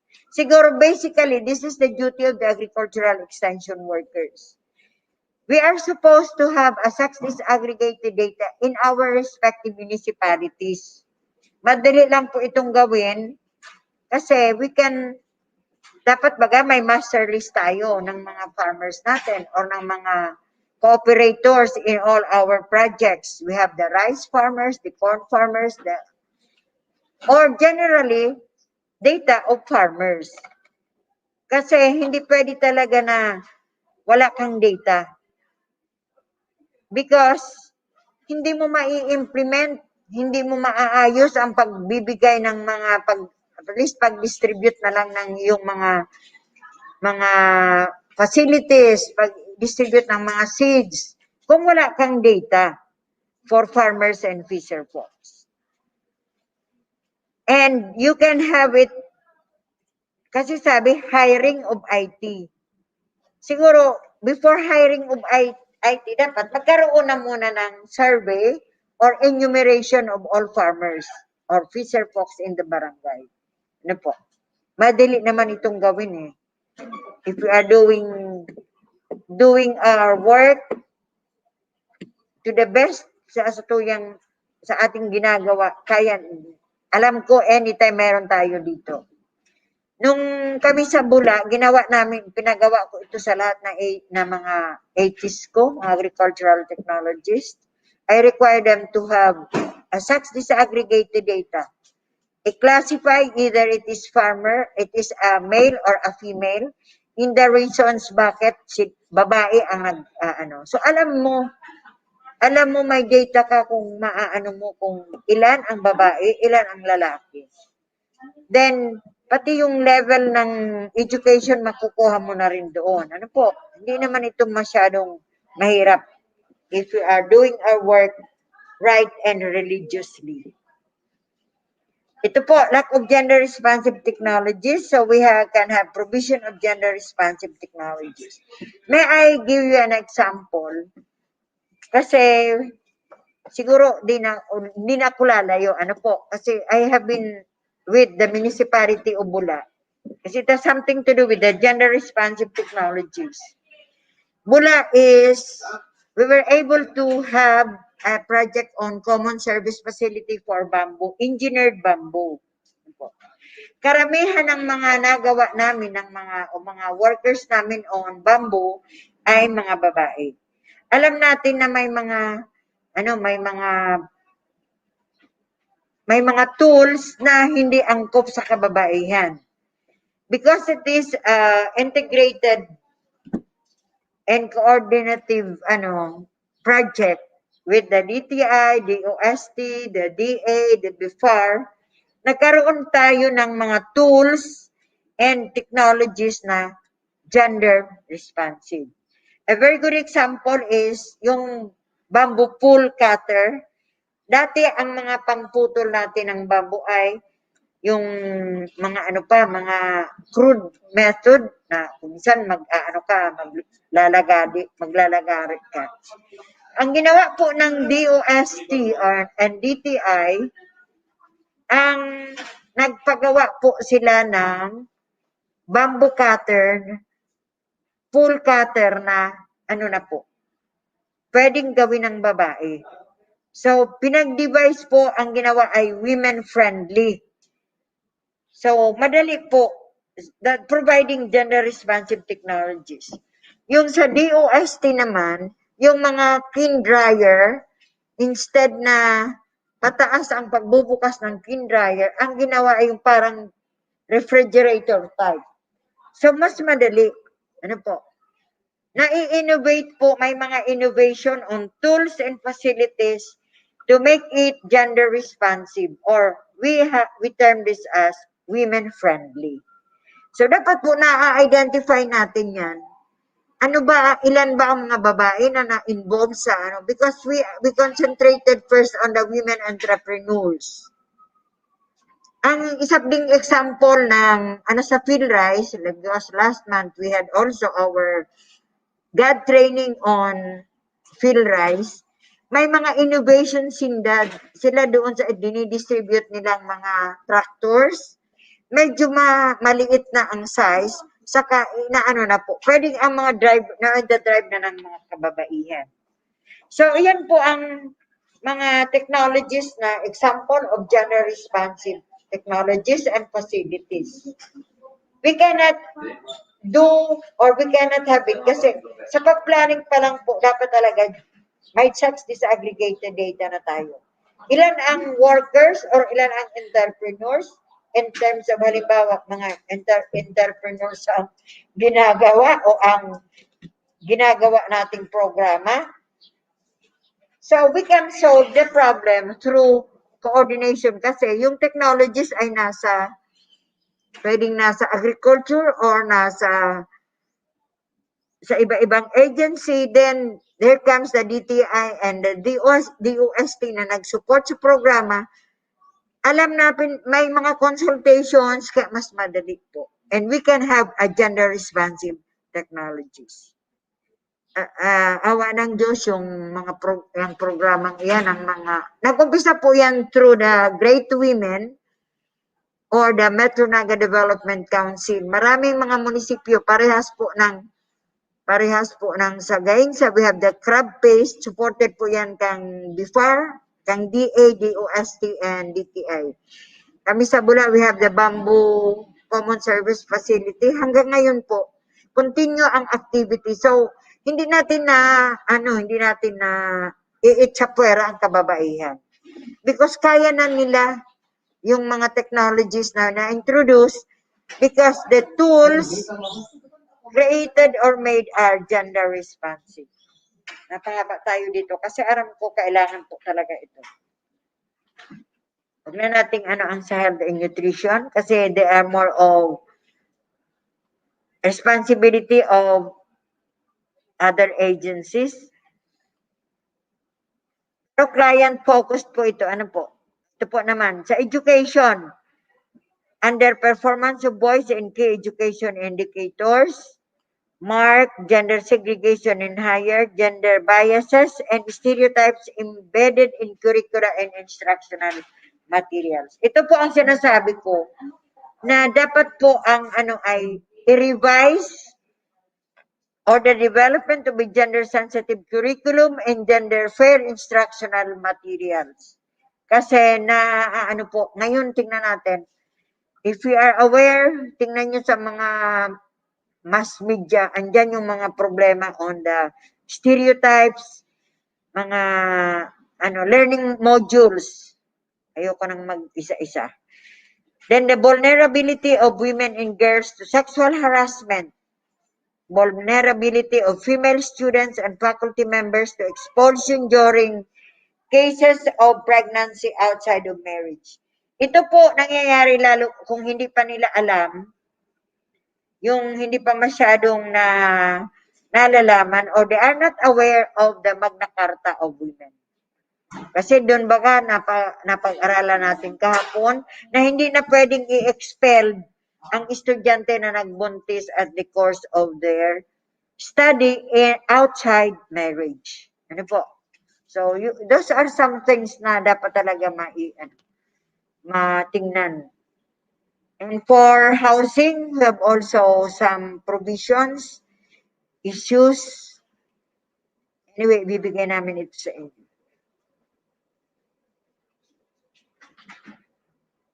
Ito, tungkol naman po sa women and girls with disabilities.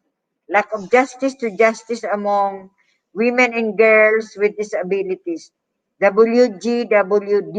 Ano po? Women and girls with disabilities. Then women in detention. Women senior citizens. For women senior citizens lacking in social protection and needing special attention. Pag marami tayong senior citizen na nangangailangan and hindi na pwedeng ikuha or kunin doon sa, kasi ang senior citizen, pagdating sa budget, mayroon din silang separate budget. Pwede nating i-charge sa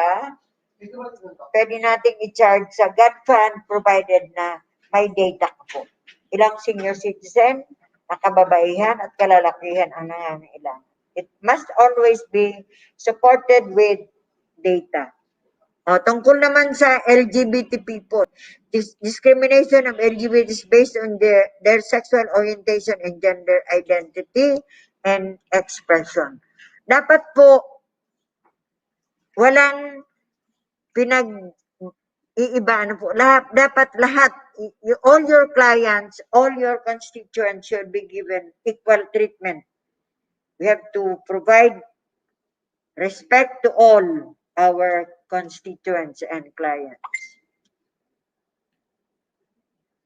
Naman, yung sa indigenous Muslim women and girls, lalo na yung mga municipalities na may mga IPs, absence of sex disaggregated data in gender statistics on IP women and Muslim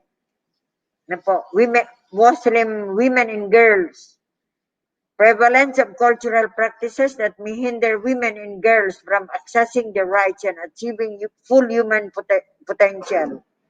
Limited participation of IP Muslim women and girls to decision-making and policy-making processes. Itong lahat pong ito ay dapat nakikita sa ating mga programa. Especially if you have this group because they are considered one of the marginalized sector. So, if we deal with this, that is under the client-focused gender issues. Tungkol naman po sa environment.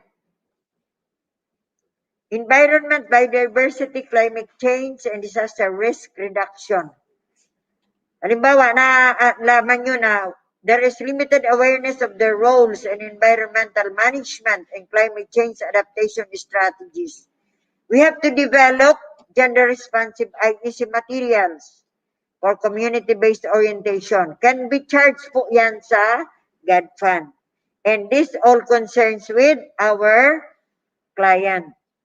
Differential needs and issues of women and men are not yet considered in policies and programs on environmental management, biodiversity conservation, and climate change resilience plans and programs. You have to review your existing local DRRM plan to ensure gender responsiveness. Then you have to conduct HCDD training, especially the use of the RRM checklist for the GFPS members. Huwag nating i-separate po yung pagdating sa environmental concerns. Kasali po yan doon and we can charge all activities provided may data ka and identified nyo ang issues, you can charge it to God Fund provided na it is within or kasama po sa inyong God Plan and budget. You can conduct Hagadaga training on the use of the RRM checklist for God focal point system. Ang kagandahan sa Hagadaga, kasi may kanya-kanya po silang checklist by sector. The RRM has a separate sector. Agriculture has a different sector. Then the fisheries have a separate sector. So we can, pag nag-training po kayo ng Hagadaga, we will be using the different, based on your projects. Or kaya dapat may mga project proposals kayo na kailangan for paggawa po ng, or pag-analyze using the Hagadaga tools. Empowerment and Gender Equality in Civil Service. Yun, diniscuss na natin ito. Dapat ang kababaihan, alam yung mga different civil service rules based on the Magna Carta of Women. Lalo ngayon, may expanded maternity leave, then you have the gynecological leave. Ano po? Gynecological, ang crucial doon, you can only avail the leave if you have undergone surgery. And it must not be non-cumulative and non-convertible. Culturally na huwag na natin ito. So those are examples of gender issues. Inano natin kung ano yung organization focus, and we have also the client focus. Wag nating anuhin po, wag nating i-confuse yung sa para sa organization. Kasi when we say organization that deals with your group, the personnel, ano ang mga responsibility, and pag sinabi nating client ay yan po ay naka-focus doon sa pangangailangan ng iyong mga clients in your constituents. And remember na ang kaya dapat talaga magkaroon ng training, specialized training on the gender analysis tools, the Hagadaga, the GMF, the GIRL, and also on God planning, actual preparation of God plan and budget. Ang ating God focal point system. Kasi dapat sa God focal point system, kasali or member ang lahat na division chiefs or section chiefs para sa executive committee. Dito sa ATI na i-discuss na namin ng last training natin yung sa God focal point system. And sana naman yung mga nasa munisipyo ay nagkaroon na kayo po ng mga trainings. You can request from your municipal officials kung hindi pa sila masyado nakapag-training na sana po magkaroon kayo at least naman para you can cope up with the gender responsive governance. As mandated po kang on the localization of the Magna Carta of Women.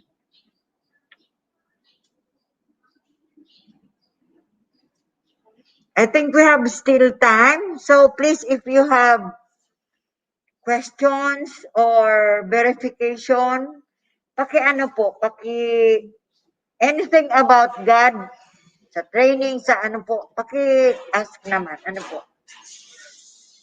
So we will give you another 10 minutes or 5 minutes para, anyway, we have isang topic na lang, then para po mabalikan natin kung ano ang hindi masyadong clear sa inyo.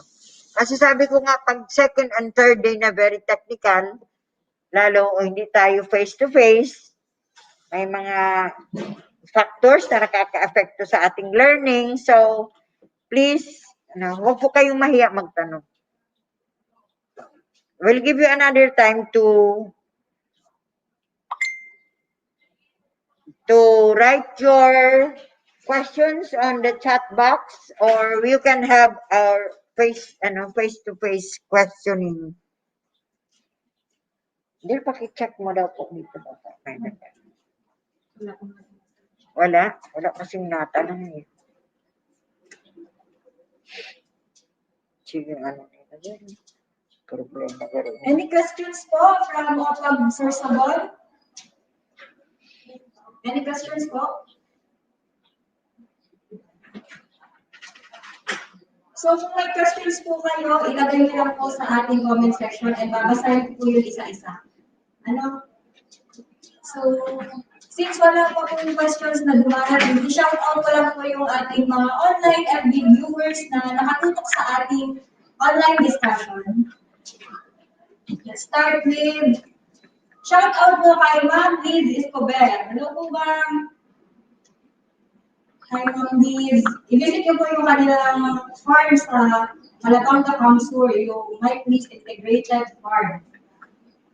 And shout out po sa Opag Camarines Norte na nakatutok kayo. Hello po sa mga taga Opag Cam Norte.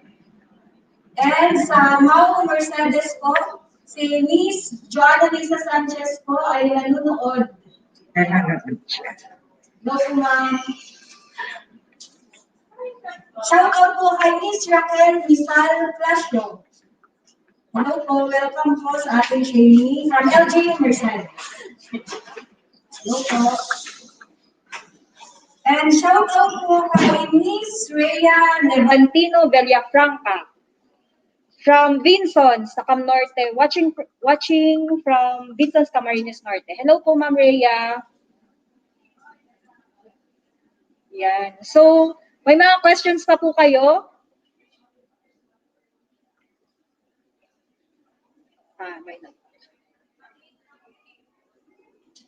May nag-question po dito from Opag Sorsogon po. Sige po. Paano daw po ma-incorporate sa database ang gender statistics? Ang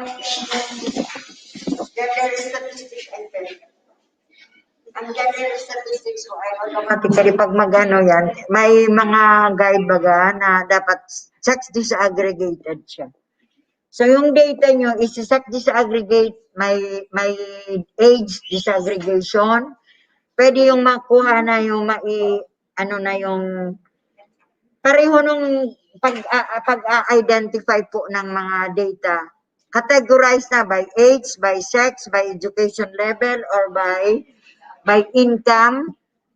Yan po ang kasi yun din ang pag may sex disaggregation, that is one an indication na that is a God database. Kasi pag dating sa God, separated na po itong may separate data kita for men and women or males and females. So na po yan, disaggregated na. Ang importante po yung sex saka age kasi yan ang ang paraan ng pag-aaral.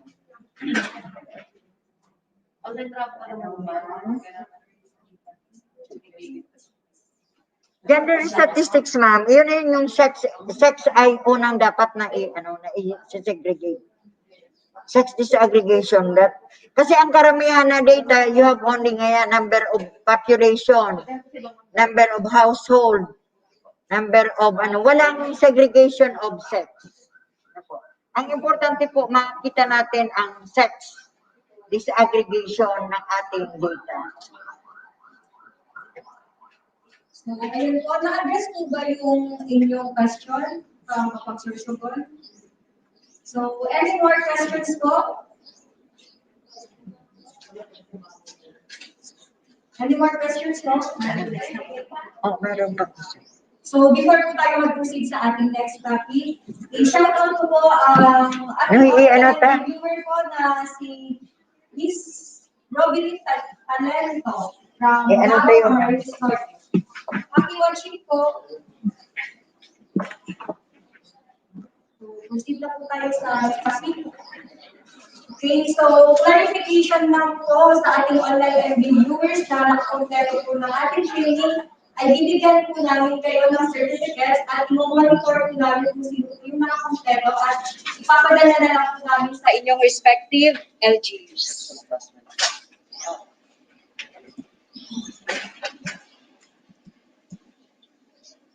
So we move on po sa ating last topic.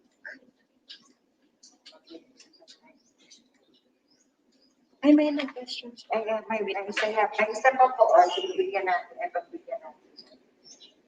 What happens if a government agency was not able to utilize the GAD budget, at least 5% of agency's budget? Ano daw po yung mangyayari? primero po magkakaroon ng sa misyon, ano po.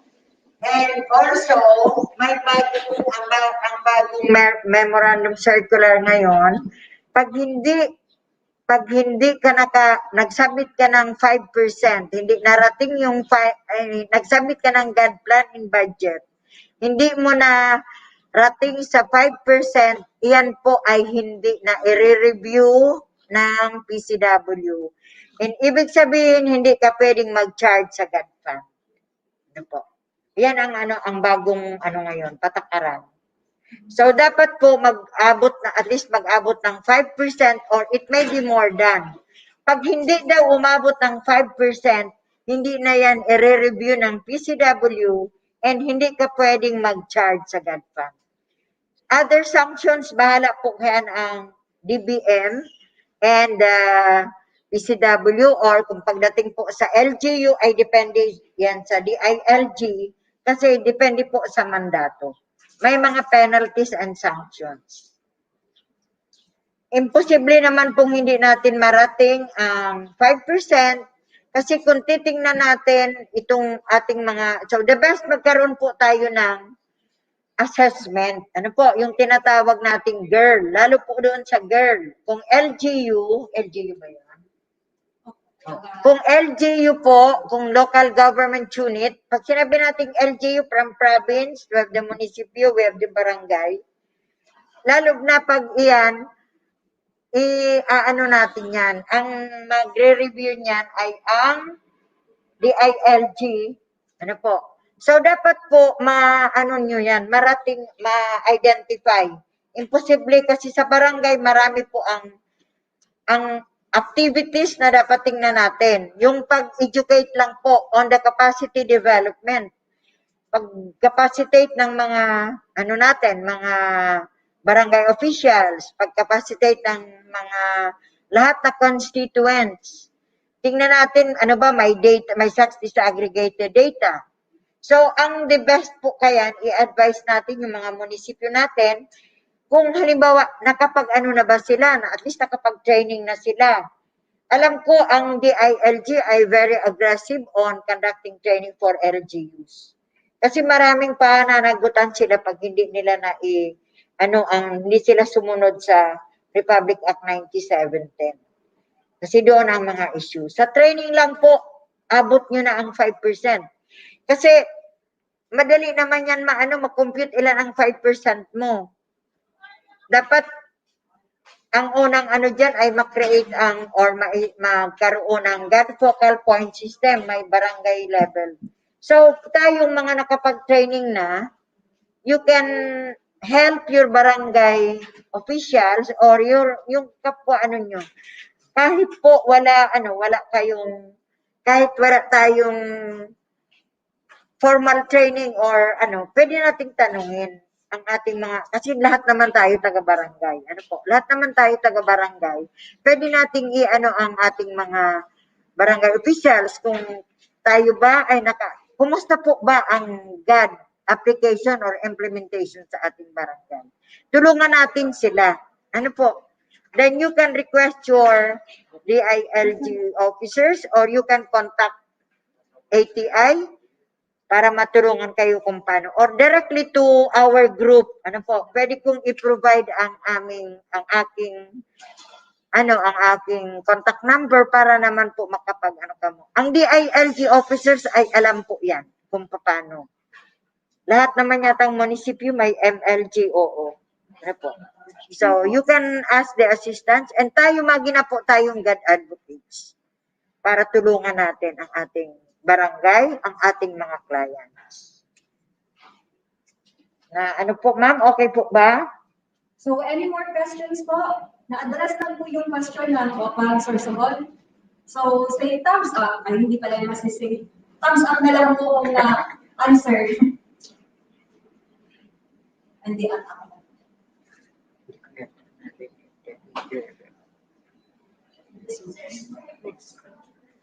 So, may iba pa ba? Wala na akong questions. So, may questions po kayo, feel free po sa comment section po and babasahin po yan. Pwede mo, sige, we go to the last topic, the Republic Act 7877 or the Anti-Sexual Harassment Law.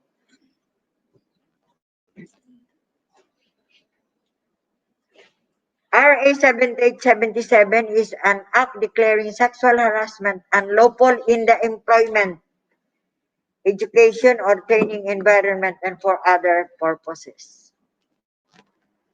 What is sexual harassment?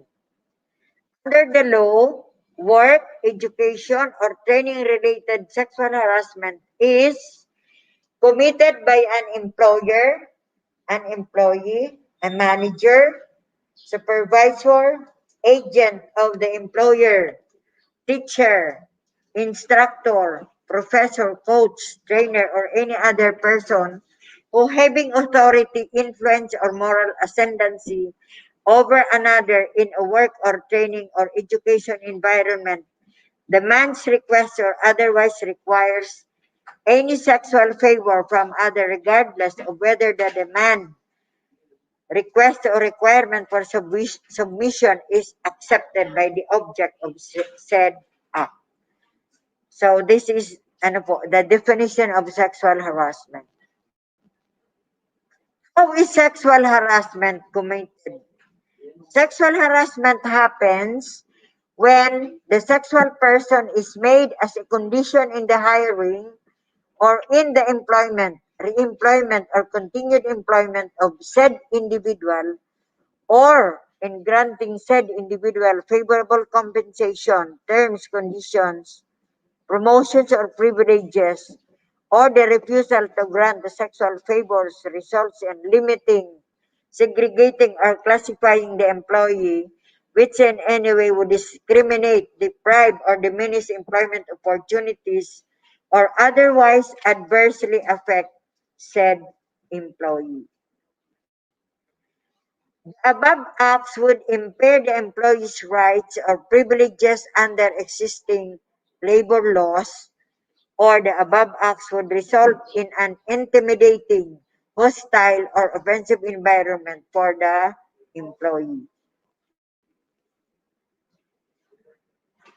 What about education or training related sexual harassment that is committed against one who is under the care, custody, or supervision of the offender? Against one whose education, training, apprenticeship, or tutorship is entrusted to the offender. When the sexual favor is made a condition to the giving of a passing grade, or the granting of honors or scholarships, or the payment of a stipend, allowance, or other benefits, privileges, or considerations, or when the sexual advances result in an intimidating, hostile, or offensive environment for the student, trainee, or apprentice. Yan po ang mga instances na there is sexual harassment in an education or training institution. Person who directs or induces another person to commit any act of sexual harassment or who cooperates to commit the act without which the said act would not have been committed will also be held liable under the law. So, kumbaga kakunay, po.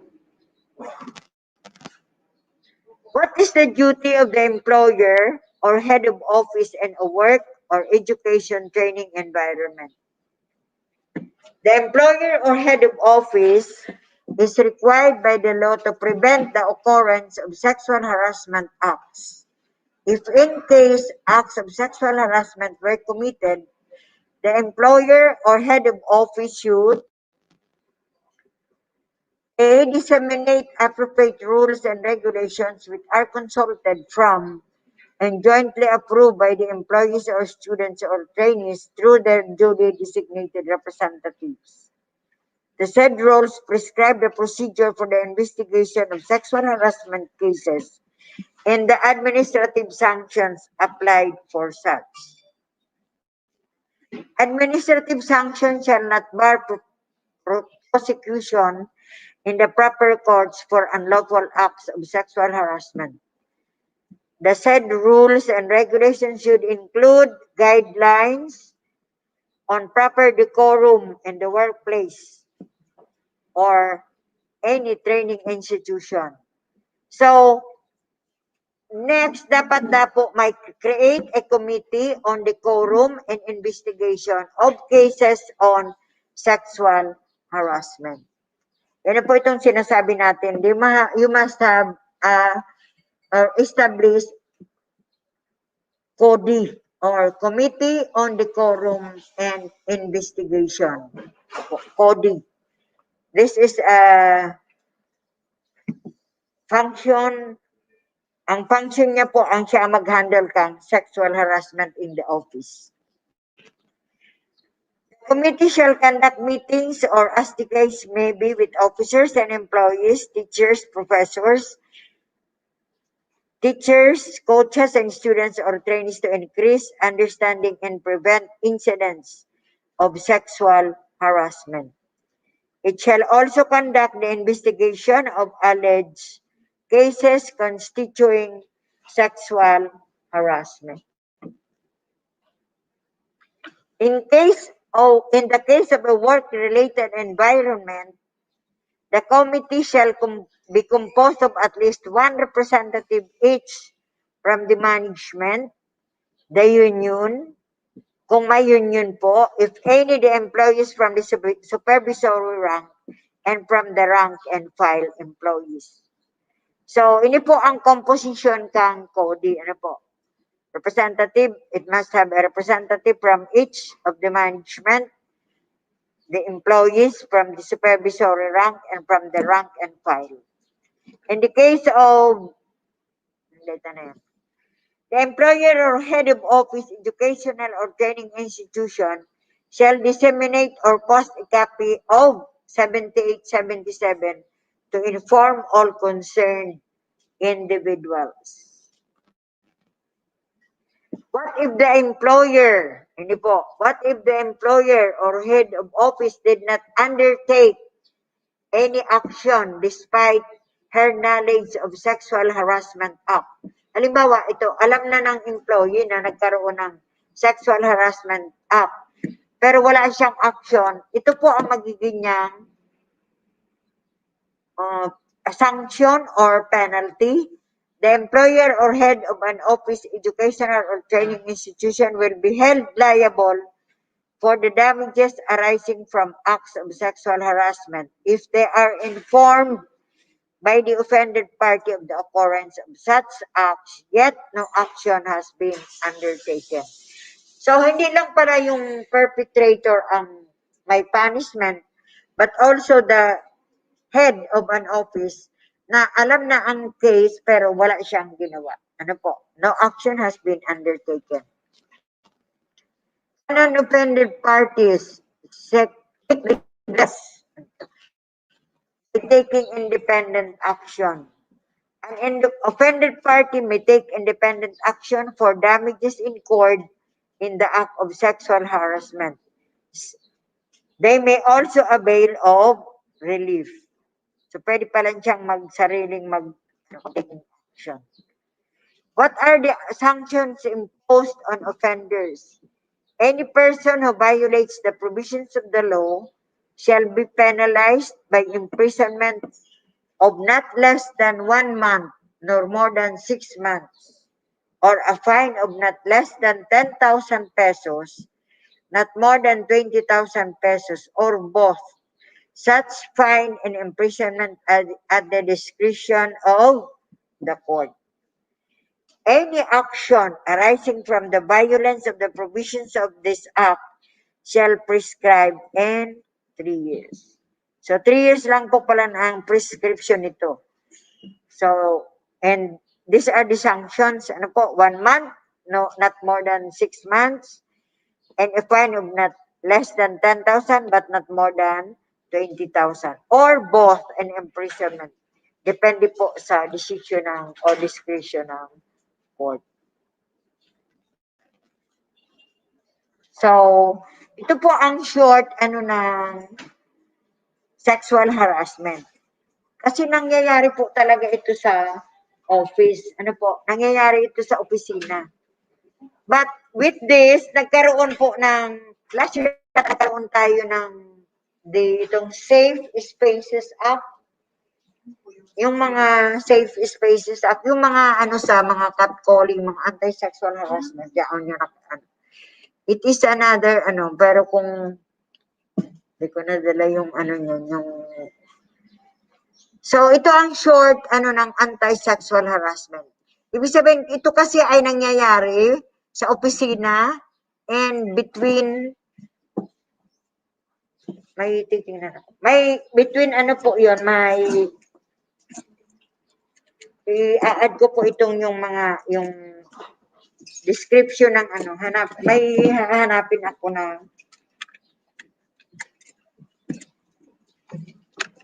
Teka po, ibibigay natin yung ano sa Cody para guided po ang oo. Ito po kung may ano, very short lang to pero this would help. Then may hahanapin po tayong isang ano on the paano ang composition ng close na po to. Oh, close.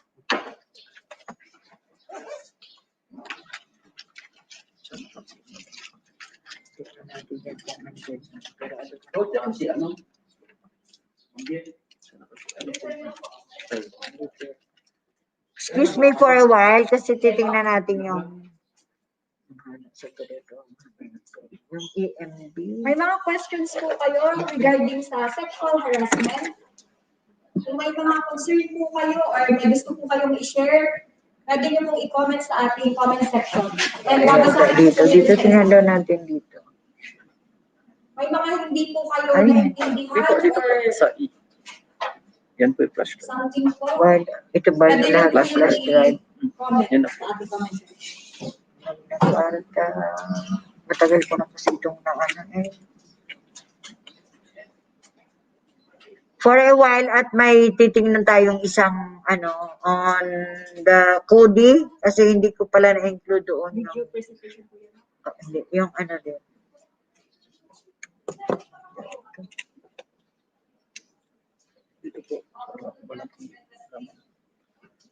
Hindi na yung ate, matagal na yun. Baka sa ibang flash drive. Ito naman ang ano dito. Kung duman sa ano, kung duman sa laptop, kaya doon na nakalagay. So ito pong anti-sexual harassment, ang concern po doon between employer and employee ang ano po anti-sexual harassment. Kasi maraming anti-sexual harassment na mga cases, pero yun pong Republic Act 77 ay concerned within the office. May titingnan for a while po kasi may hinahanap tayong ano. EMB, DNR. Dapat pala na ilabas ko na yun. Dito kaya. Dito kaya. Ito na po yung dati. Wala doon. Dito po sa isa. Dito po. Ang ano noon, DNREMB. Search po na. So, after po ng discussion About ni DNR? Marie,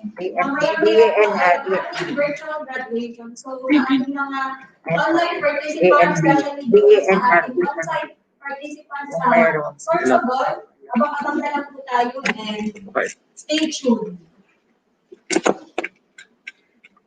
Tingnan natin kung baka may mga ano po, may mga questions kayo sa OPAG. Ito po. Alin dito? Ay, nagsisigar natin. Ito sexual cases. Ayun, dito. Yan na po. Tingnan natin. I-open ko. Kasi yung ano lang, ay, open this file. Okay. Additional info po ito, tinahanap ko lang. Ito kaya. Question and answer.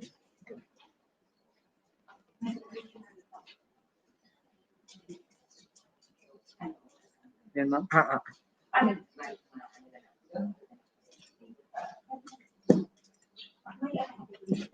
Sige, tingnan ko. Ano kasi ito yung important. Idagdag ito doon sa ano. Ibibigay yung material.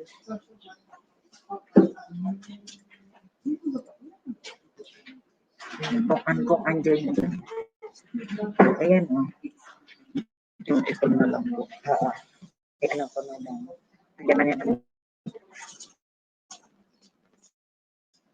Scroll mo, ma'am, kasi hindi na PowerPoint. Hindi na ka-PowerPoint. Ay, pala. Ito na lang. Dito na lang. Sige, ma'am, kung So, ito po additional info on sexual harassment. Na-discuss na natin ano ang mga, sorry, this is a PDF. Ano po, siguro hindi ito po PowerPoint. Basahin ko na lang.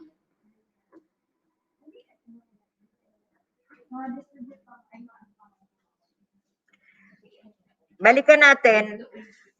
The present law on sexual harassment is concentrated po on institutions or training institutions, and it is an employee-employee relations.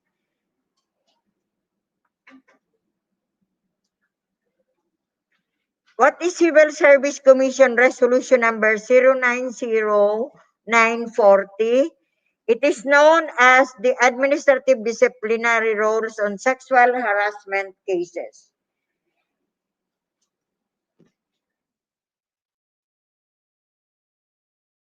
Saan daw pwedeng mangyari? Balikan natin. Saan pwedeng mangyari ang mga cases on sexual harassment? Sabi dito, sexual harassment may take place in the premises of the workplace or office of the school or training institution. Ibibigay namin ito, i-add sa natin. Ano po? Any place where the parties were found as a result of work or education training. Na-mention na natin ito. Ang lang po, ang dagdag na information doon sa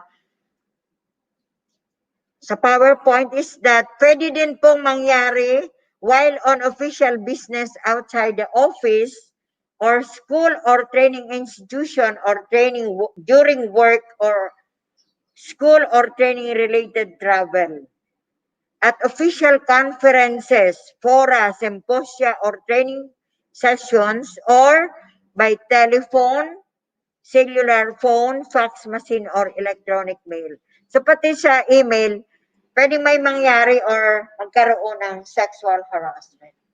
Kasi kung pinag-text ka, alam ko may isang grupo na isang teacher ang pinag-anuhan yata ng parang ma-fall siguro ito sa cybercrime na po.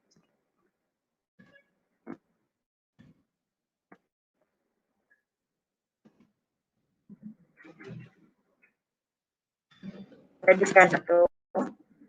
Ano daw po ang forms of sexual harassment? We have the physical or the malicious touching. Ano po? Other forms of sexual harassment is physical. You have the malicious touching, overt sexual advances, and gestures with lewd insinuation. Those are some examples of sexual harassment.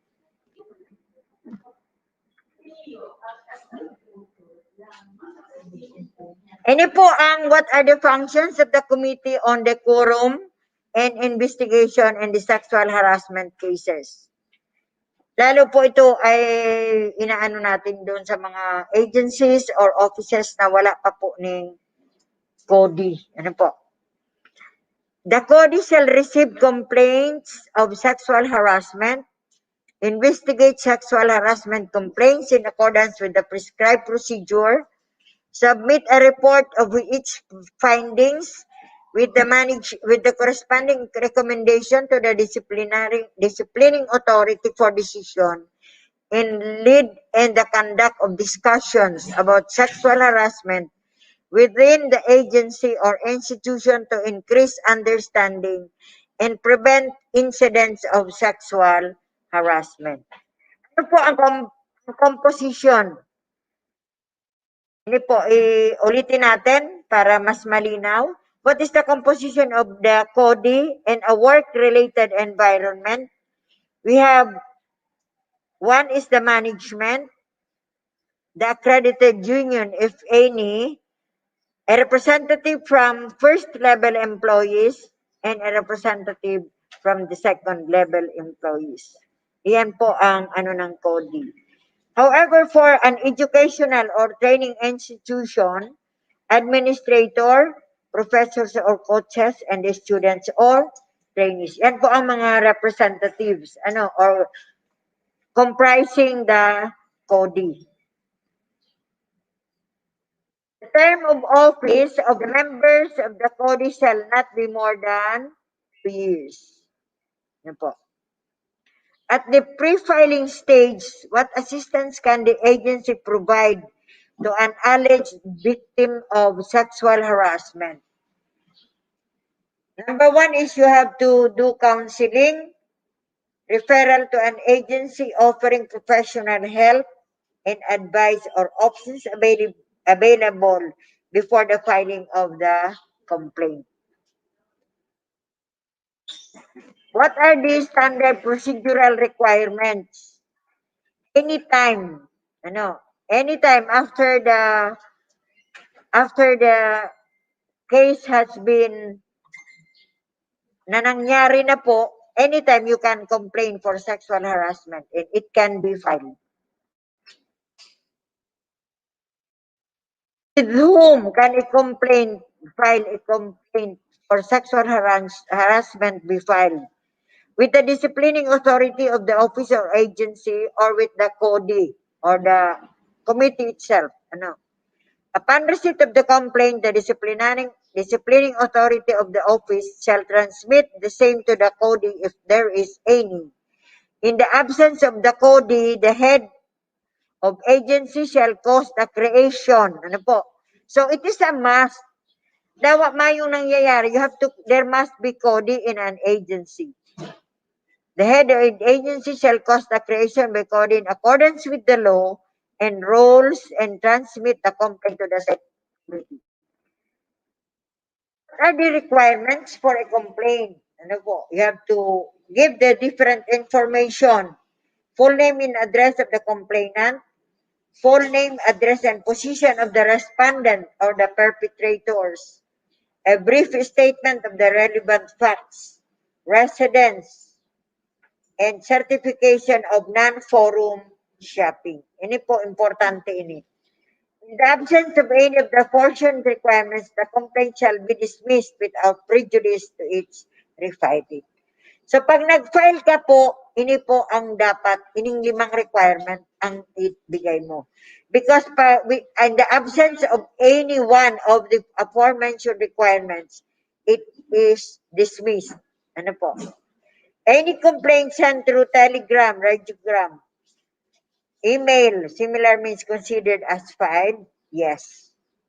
So it can be sent through telegram, radiogram, electronic mail, or any other means. Pwede po. It is considered filed.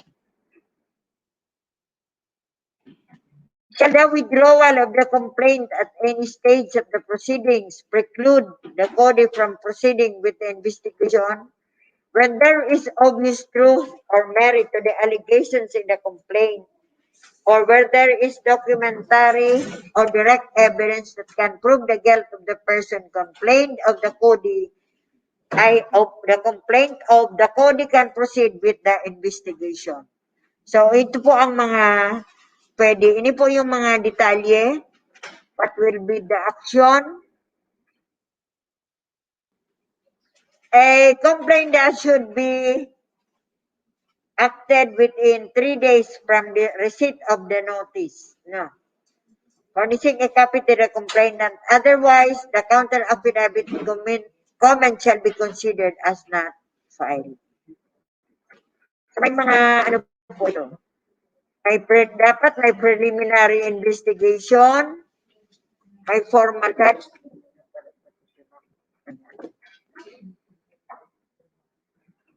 The preliminary investigation that shall commence at later than 5 days. It shall be terminated within 15 working days. So the CODI should act fast, ano po, in compliance with the duration of the preliminary investigation. What will be the action of the disciplining authority after preliminary investigation? Within 3 working days from receipt of an investigation report, the authority shall issue a formal charge if a prima facie case is established during the investigation. If a prima facie case is not established during the investigation, the complaint shall be dismissed within 3 working days. Ano po? And ito po ang mga content of the formal charge. Ano lang natin ito, i-send sa inyo ang details. Ano po? Ang importante po dito ay dapat ang agency ay mag-establish po ng CODI. Ano? Huwag nating antayin na magkaroon ng mga complaints bago natin magkaroon tayo ng investigation. Huwag nating antayin. And please, may mga po baga, madali na ngayon magkuha ng mga information. Try to on the Safe Spaces Act. Kasi kailangan din yun. Dapat alam natin yan sa office. You can browse your, nasa po yan nasa Facebook or nasa Google, na lang po niyo. And for other information po regarding PCW, sabi ko nga nung isang araw, you can browse the web page of the PCW. My Facebook page at www.pcw.gov.ph. Anything all about God po andoon. Ano po? So para madali na kita ma-update ang sarili. And again, may I reiterate na sana pag dumunta ang i-advise ang ating mga respective municipalities. At least kumustahin natin kung kumusta na ang God implementation. And ini-expect namin po na lahat na nakapag-training na on God will help the government in God advocacy. Ano po? Kasi hindi kakayanin talaga ng kaya nga ang PCW ay kukunti ang tao. Though they are, naghahanap ng mga accredited trainers, to be accredited trainers, kasi para matulungan na full implementation ng God. Kung titingnan natin yung yung objectives, pag umpisa natin yung overview, ang magiging last, nyo doon ay yung personal commitment in God advocacy. Ano po? Balikan natin yung objective. Then we have your commitment. Yung output. Ang output, ang pinaka-output ng ating training na ito for 3 days. 3 have 12 hours kung anuhin. This is, we are banking on your personal commitment to help us in the God advocacy.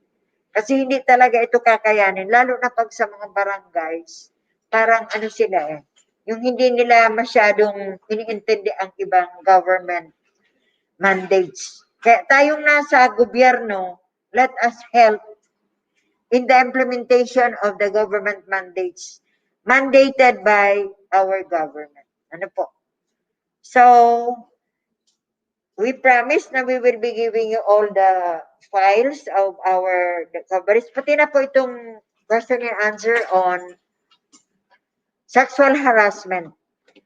And I will siguro ipa-flash na lang ni Ma'am yung contact number ko para in case of may mga may mga gusto nyong tulungan ang inyong barangay or kung Pwede halimbawa. ka po bang i-add sa Facebook? O, pwede naman. I-search nyo lang po ang Maristela Santi. Yan po ang Facebook, Facebook name or Facebook account. And kung may concern po kayo Oo, regarding pwede. sa gender and development, pwede rin po kayo mag-visit sa page na PCW. pcw.gov.ph.com.ph. Okay, so marami po kayong Oo. matutunan doon na additional information about gender and development. So, may mga questions pa po ba tayo from ating participants?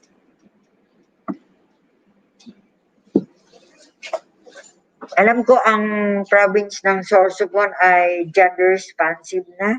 In fact, naghahanap sila ng mga consultant kaya ang layo. So, may mga questions pa po ba May tayo? mga ano pa po, verification para Verifications po na hindi ko po masyadong naiintindihan. or needs further ano po para ano tayo. Tapos na po at address po. What happens if the government agency was not able? Okay po, so tapos ka na po kumakas. Ay ano, itong ano kasi inad ko lang yung ano sa sexual harassment. Additional info lang ito kasi dapat talaga may ano may code ang mga agencies. So, okay po.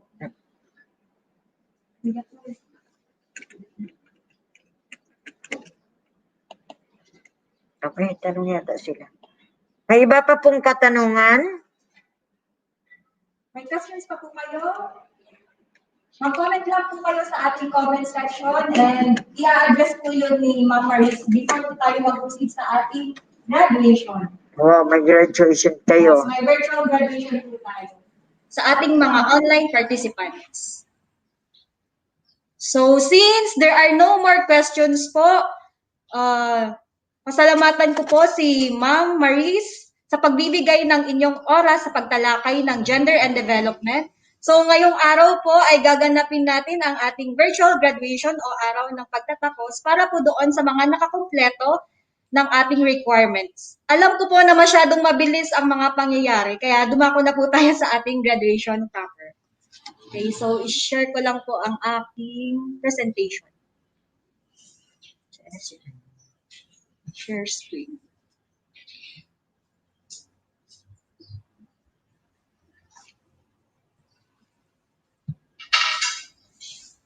Share.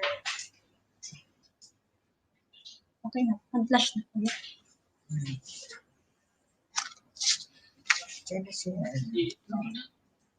Ayun na, nag-flash na. Share screen. Ayun na, big slideshow ka. Dito nga wala. Ano? Okay na. Slideshow. Ano si ma'am? Tawagin mo si ma'am baby. Okay na? Okay na. Slide. Ang i-share mo siya. Ang i-share mo dapat yung ating slideshow.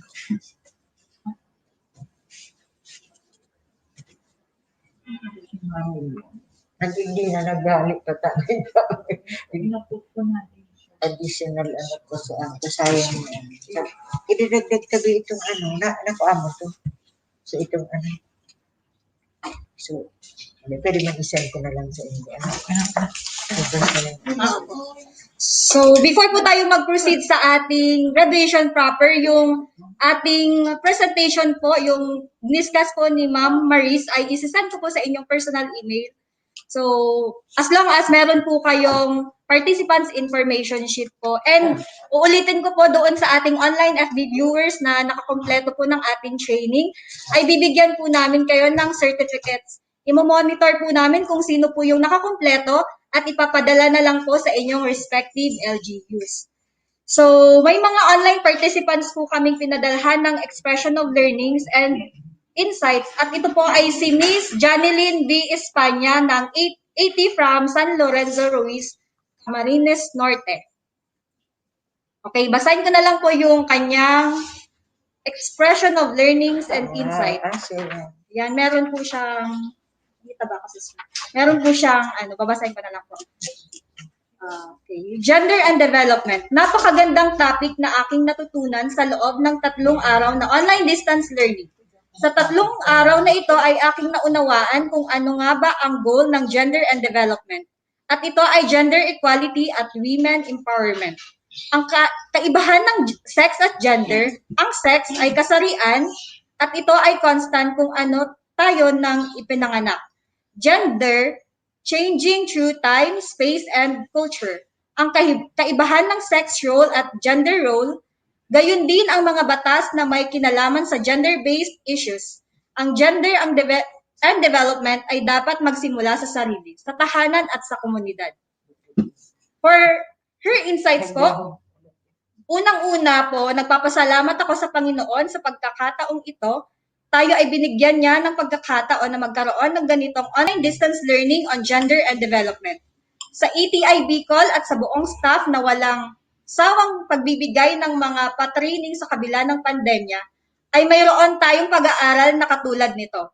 Sa napakagaling na resource person from PCW, Ma'am Maristela T. Santi, maraming salamat po sa pagbibigay ng inyong mga nalalaman patungkol sa God, na kung saan bawat topic po na inyong pinag-discuss ay talagang punong-puno po ng mahalagang information na makakatulong sa akin bilang isang agricultural extension worker na humaharap sa iba't ibang uri ng kliyente, lalo na po kung paano mapalakas ang sektor ng mga kababaihan. Maraming salamat po at mabuhay po tayong mga kababaihan. Yes, powerful. Yes, Mabuhay ang mga power. kababaihan. So, thank you, Miss Janelyn B. Espanya ng 80 from LGU San Lorenzo Ruiz, Camarines Norte. So, ang sunod po na magbibigay ng expression of learnings and insight ay sa ating on-site partner from Opag Sorsogon. Tawagin ko po si Miss Aidel H. Shelo, 82 ng LGU Irosi. Ano siya? Live. Malive po. Very good. Wow. May picture na po si Ma'am Aidel. Very pretty po siya dito sa Wow. picture. Hi, Miss Aidel. Hi. Talagang very pretty na si Aidel. Hi, Aidel.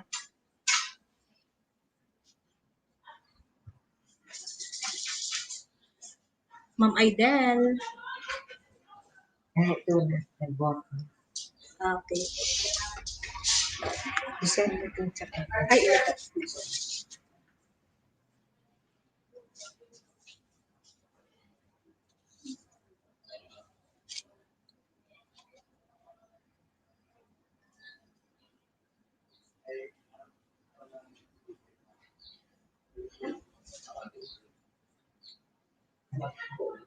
Okay. Ma'am Aidel H. Shelo from LGU Irosin.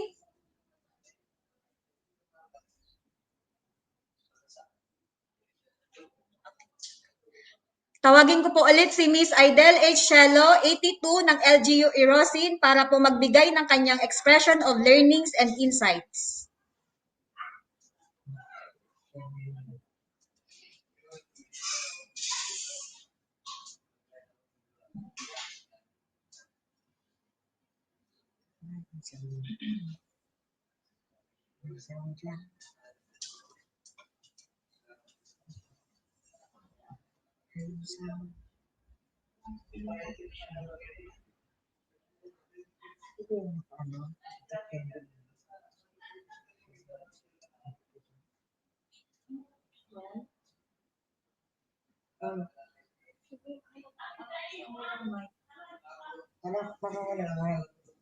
Nakamute ata? Hindi.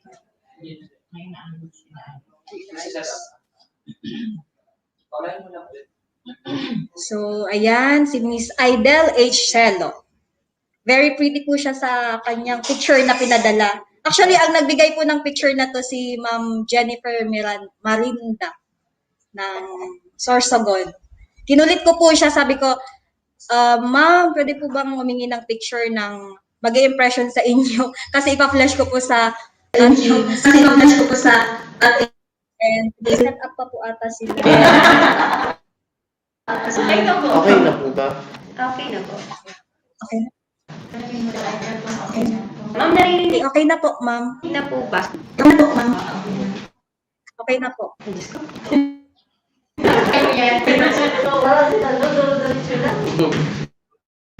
good morning po. Okay ba ako? Sige na lang. Ma'am, you can proceed po. Ma'am Aidel Shadow. You can proceed po, Aidel Shadow. Hello, good morning po. Actually, ano ko kasi sulat ko. Siguro, para sa akin, masasabi ko is, malaking tulong yung kasama po ako. Ang learnings ng regarding gender and development. Especially na I am handling improvement clubs focusing yung mga organizations and women. Siguro, through this training po, pwede ako makapag-formulate o makagawa ng mga programs especially in women. Alam mo yun na women are more prone in mental health. Nasa ganitong situation tayo in this pandemic. So, I learned many things, especially on gender issues and identities na pwedeng makatulong sa amin ng mga AEW. So far, yun pa lang po. Kinakabahan. Thank you very much po.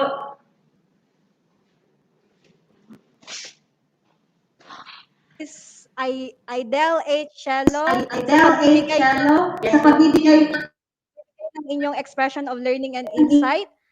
Next po na magbibigay ng kanyang expression of learning and insight ay si Ma'am Teresa E. Babejes ng LGU Prieto Diaz. Isa rin po siyang 80.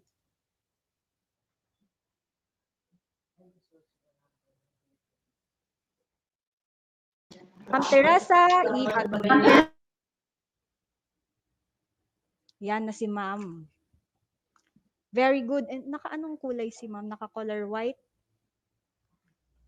Hi, Ma'am Teresa. May pa-sunflower po kayo dito sa picture na sinend ko ni Ma'am. So,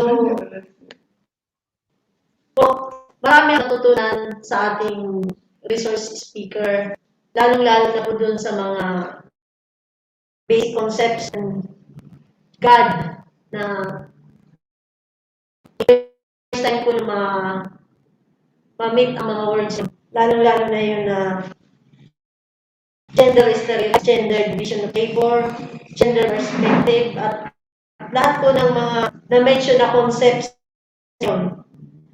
Na dahil po sa training na ito, nagkaroon ako ng idea kung ano po yun. At the same time, nalaman ko po yung mga iba-ibang circular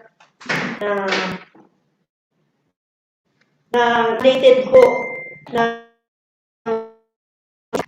Philippine Commission for Women, national laws and plans related to God, yung mga God mandates, international mandates, yung tatlong God tools, yung Hagadaga, Pearl at Gmail.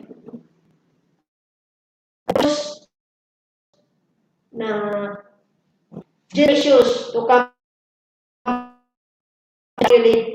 programs and projects as gender responsive and gender.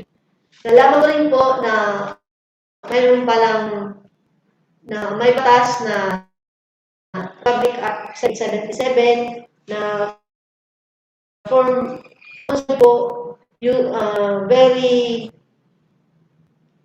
specific po na sa office lang po yun.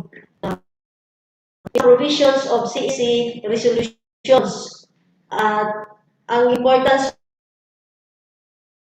ng isang agency. So, for my insights, God is a develop and no gender equality and gender empowerment. Everyone's needs gender issues by integrating programs and activities and projects of different government agencies, especially NGO. So for me, it is a good help as a coordinator to integrate for those plans na in relation po sa hawak ko na RIC. So, muli po maraming salamat po sa ATI, sa staff ng ATI na binigyan ako kakataon na makasali sa training. Salamat po at mabuhay tayong lahat.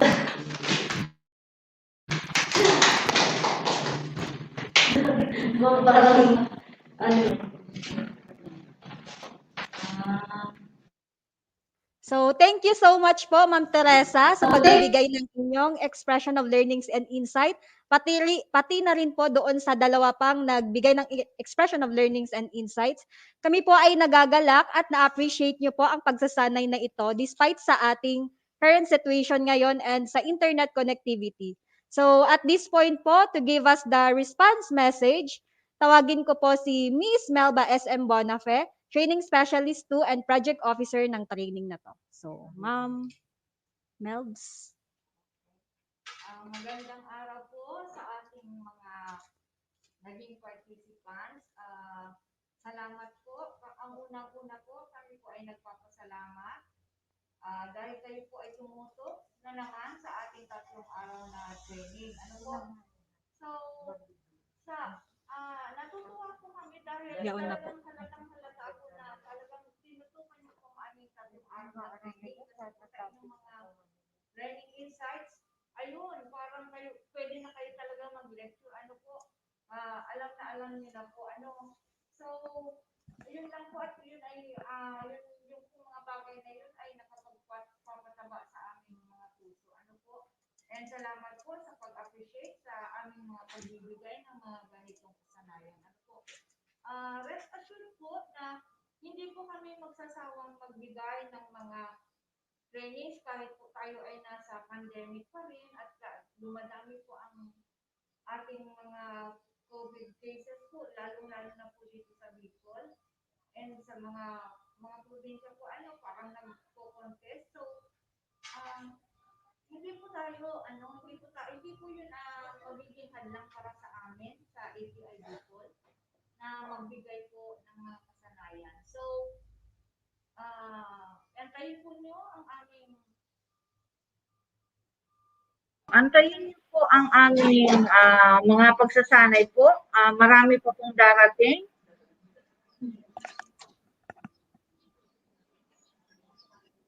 Lalong-lalo na po ngayon nga po na nasa pandemic pa rin tayo. So, muli po, kami po ay nagpapasalamat sa pagtuto sa ating 3 araw na training. Sa amin pong mga online viewers, salamat pong muli. Nakikita po namin yung mga dati naming mga naging participants online last year. Nandito pa rin, walang sawang tumututok. So, rest assured po, nandito lang kami, patuloy ng magbibigay ng mga kasanayan para sa inyo. So, salamat po, magandang araw sa lahat.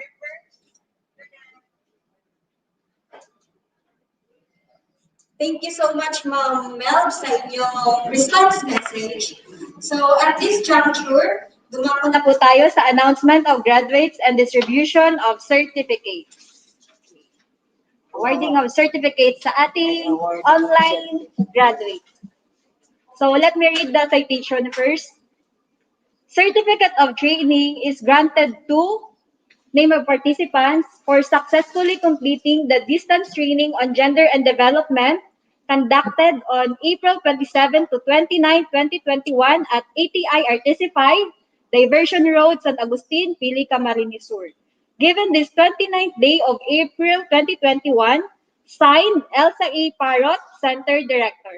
So the certificate of training is awarded to Miss Charity D. Babala. Yay! Congratulations! Virtual, ano po? Virtual. Congrats po. Certificate of Training is awarded to Miss Annalyn L. Aringo. Yay!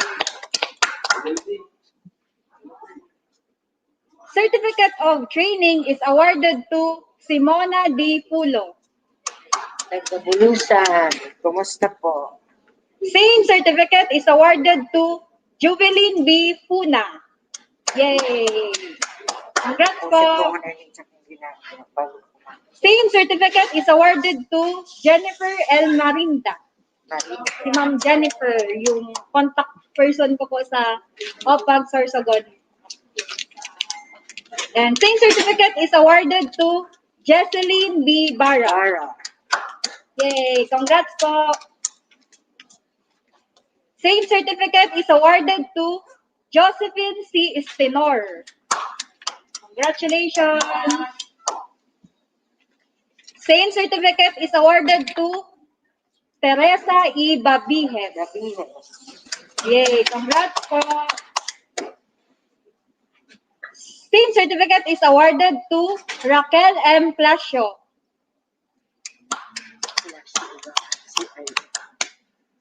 Virtual club. Okay. Same certificate is awarded to Janeline B. España. Yay! Congrats po! Same certificate is awarded to Joanna Lisa V. Sanchez. Yay! Congrats po! Same certificate is awarded to Arian May M. Serio.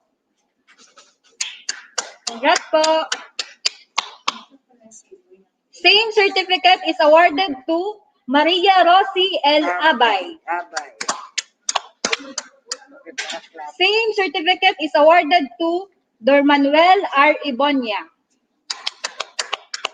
Yay! Congratulations! Same certificate is awarded to Idel H. Shelo. So, isa po siya sa nagbigay ng expression of learnings and insights kanina. Okay. And of course po, awardan din po natin ng Certificate of Appreciation ang ating resource person. So, basahin ko po ang citation. Department of Agriculture, Agricultural Training Institute awards the Certificate of Appreciation to Maristela D. Santi for sharing her knowledge and expertise as resource person during the conduct of distance training on gender and development held on April 27 to 29, 2021 at ATI RTC 5, Diversion Road, San Agustin, Pili, Camarines Sur. Given this 29th day of April 2021, signed Elsa A. Parok, Center Director. So, congratulations po, ma. Yung certificate niyo po nandun sa ibibigay ko na lang po yun. Sige lang. Bago po umalis. So, of course, magbibigay din po tayo ng Certificate of Appreciation sa ating partner LGU. Okay, basahin ko po ang citation. Certificate of Appreciation is awarded to Office of the Provincial Agriculturist, Sorsogon, for the invaluable support and assistance during the conduct of distance training on gender and development held on April 27 to 29, 2021 at ATI RTC 5, Diversion Road, San Agustin, Pili, Camarines Sur. Given this 29th day of April 2021, signed Elsa E. Parok, Center Director. So, congratulations po. Thank you po. Thank you so much po. And of course, meron po tayo sa Office of the Provincial Agriculturist sa Camarines Norte. Thank you so much po. Thanks so much. Awardan din po natin ng Certificate of Appreciation si Ma'am Marites L. Abdani in grateful recognition for her unwavering support and assistance as facilitator of the distance training on gender and development GAD held on April 27 to 29, 2021 at ATI RTC 5, Diversion Road, San Agustin, Pili, Camarines Sur. Given this 29th day of April 2021, signed Elsa A. Parok, Center Director. So, ma'am, thank you so much, Ma'am Tess. Thank you po. Okay? So, congratulations po sa lahat ng graduates at sa pagbibigay ng oras sa pagsasanay na ito. For the closing remarks po, ibibigay ko po ang screen sa aming Assistant Center Director, Ma'am Vivian V. Carable. So, Ma'am Bien. Ma'am Bien, go. Ma'am Bien. Hello po, magandang tanghali po sa lahat. So first of hello. Ako ba yung naririnig na maliwanag? Hello. So Hello, magandang tanghali sa lahat. Maliwanag na po ba?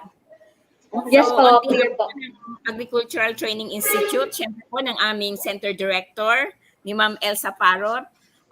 Thank you so much po sa ating mga participants for attending this Gender and Development Training. Distance Training on Gender and Development. Ano po, syempre po, nagpapasalamat po kami sa inyong mga bosses, ang inyong mga municipal agriculturists, syempre ang ating provincial agriculturists for allowing you to attend and participate actively in this training.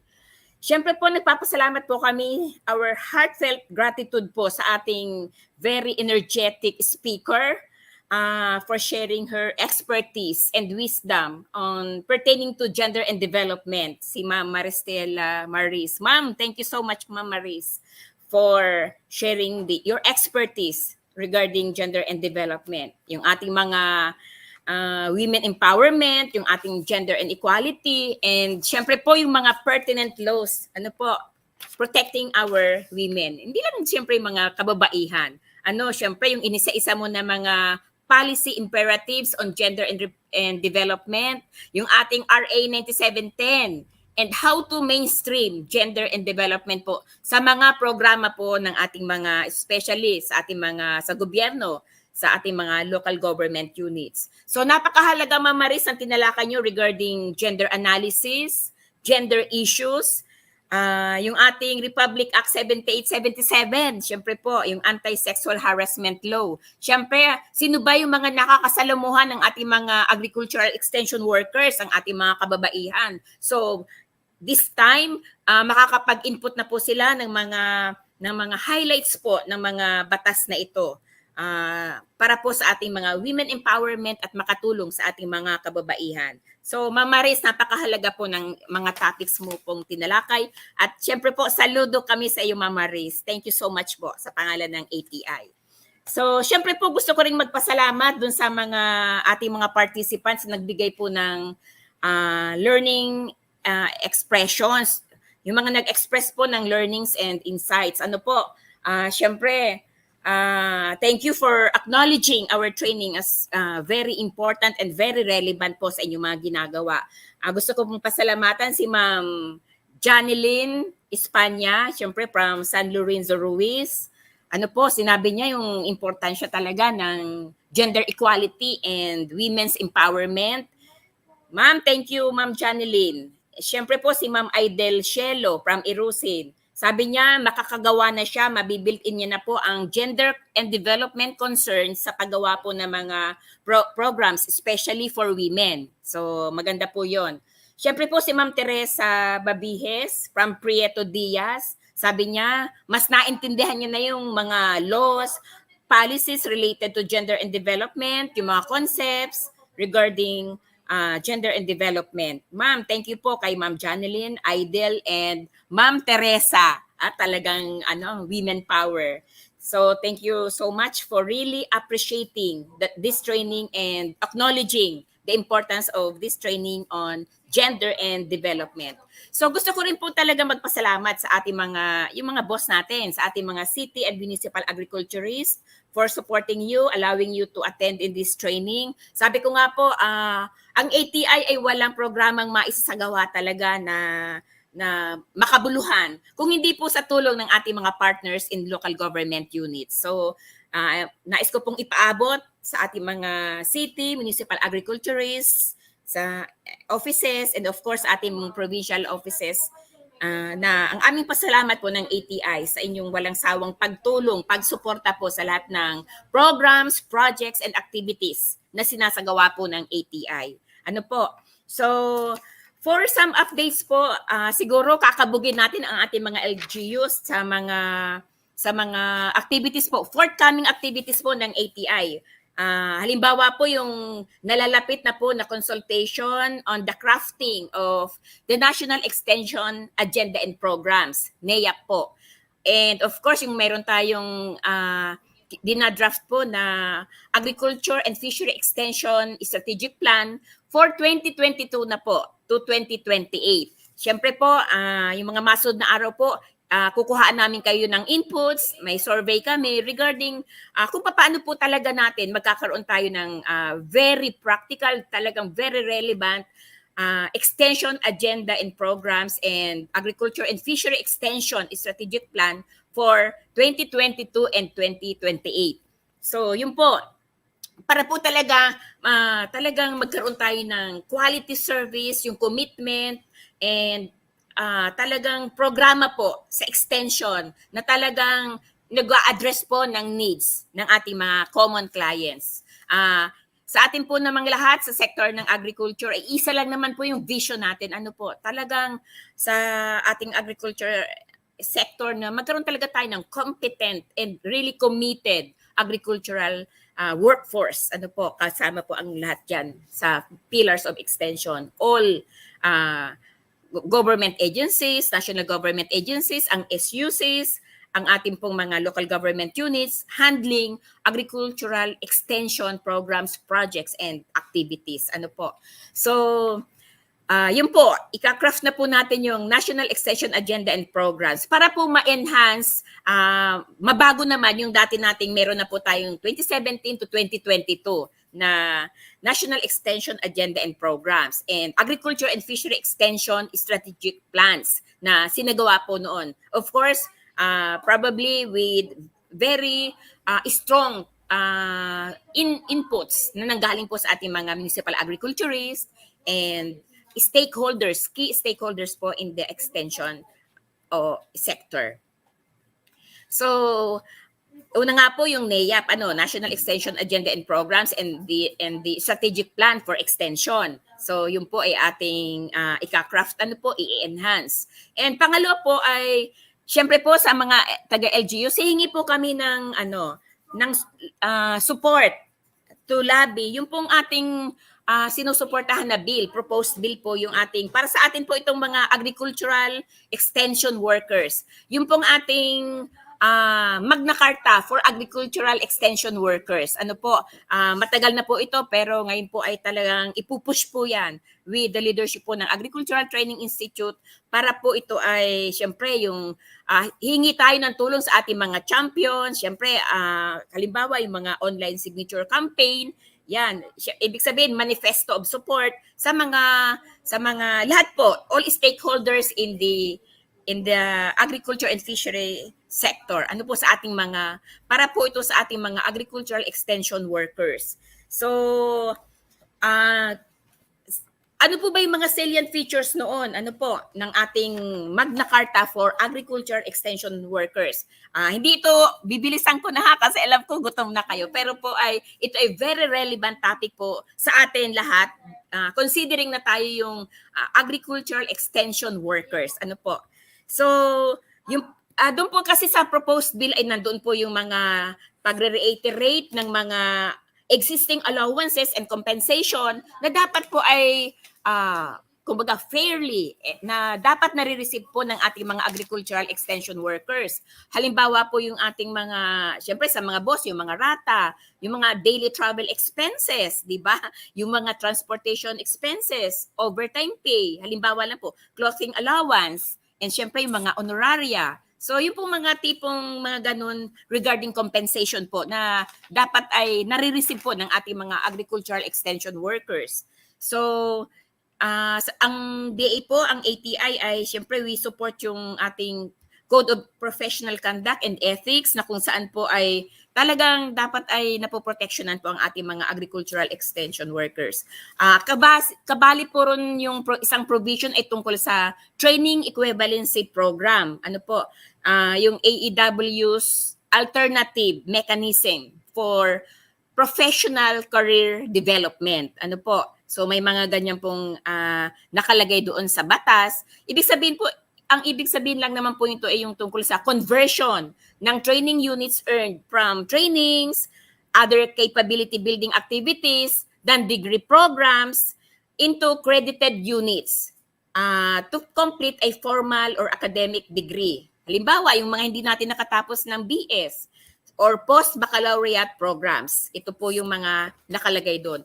Wala pa akong balak na yung yung talagang isa-isahin ko yung provisions ng Magna Carta for Agricultural Extension Workers. Sinasabi ko lang po doon, in case po na makarating na po sa inyo yung paper na nandun na po yung official and formal request for support, at least po may na po kayo, may knowledge na po kayo doon. So, yun po yung mga nakalagay doon, yung mga yung sa pamagitan po ng ATI, yung mga trainings and other capacity building activities, yung mga scholarship programs para sa ating mga agricultural extension workers. Siyempre po, yung salaries and wages, yung details noon.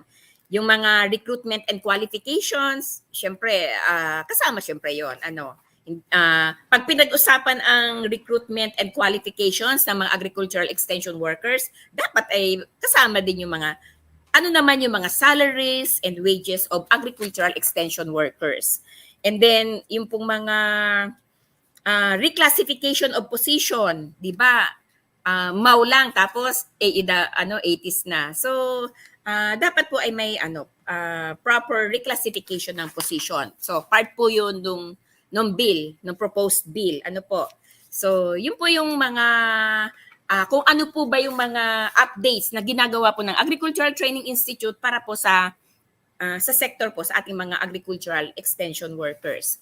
So, siguro pasadahan ko na rin po. Pangatlo po, di po ba alam naman natin na naging batas na yung regarding sa coconut levy. So, ang ATI po ay per dun sa batas ay makaka-receive po ng 4% po ng total budget for capacity building activities, ibig sabihin trainings.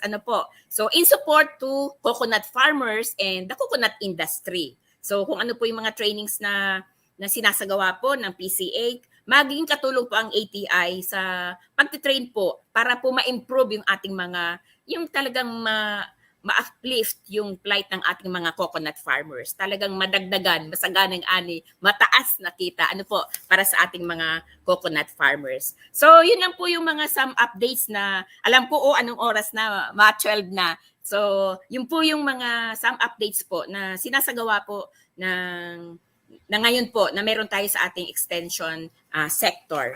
So, bago po ako magwakas, gusto ko lang din namang huling mensahe na alam ko gutom na kayo. So, yung gusto ko lang pong iwanan yung sinabi po ng dating Secretary General ng United Nations, si Secretary General Kofi Annan.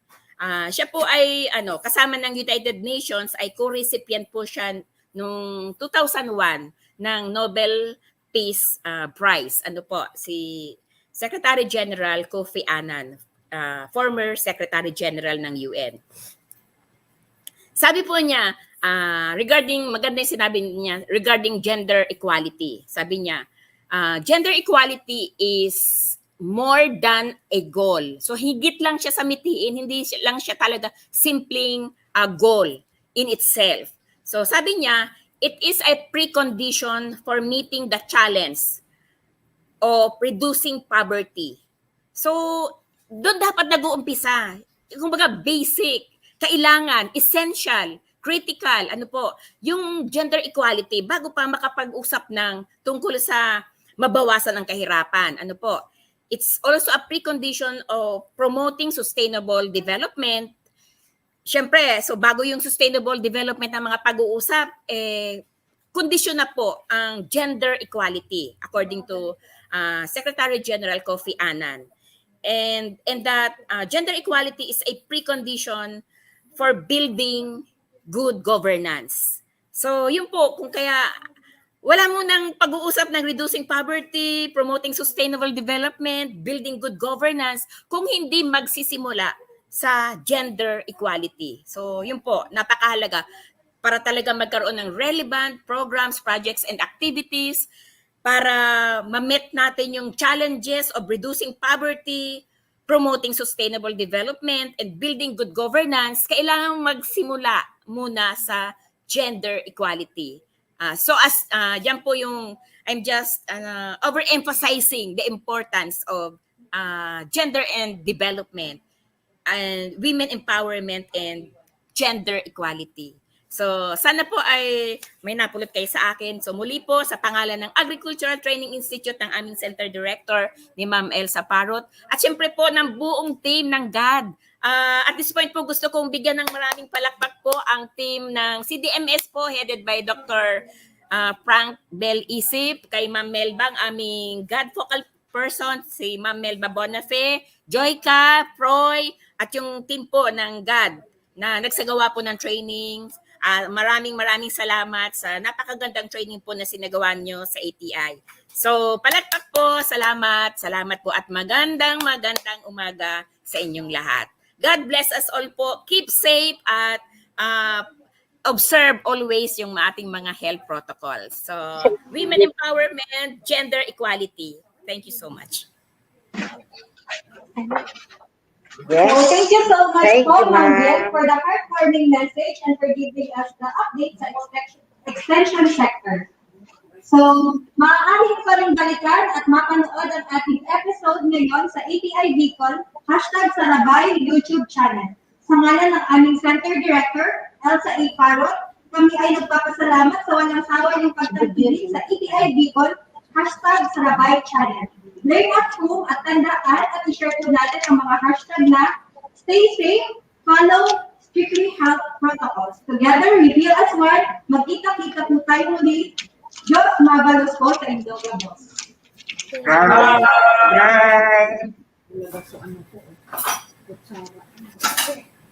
Salamat sa kata.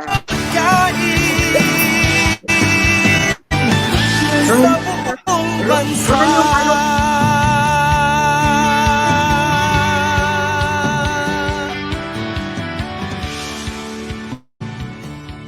ATI Bicol ECQ, lumawak ito na mag-virtual visit sa ating mga kliyente. Lumawak ang mundo, hindi tumigil ang mundo. Umabot tayo ng US, EU, China, Asia, at higit sa lahat, naabot natin yung ating mga kabayang Bicolanos na may hook up din na FB Live. Ang ating pong training facility ay check na check. So, papaitingin po ng ATI ang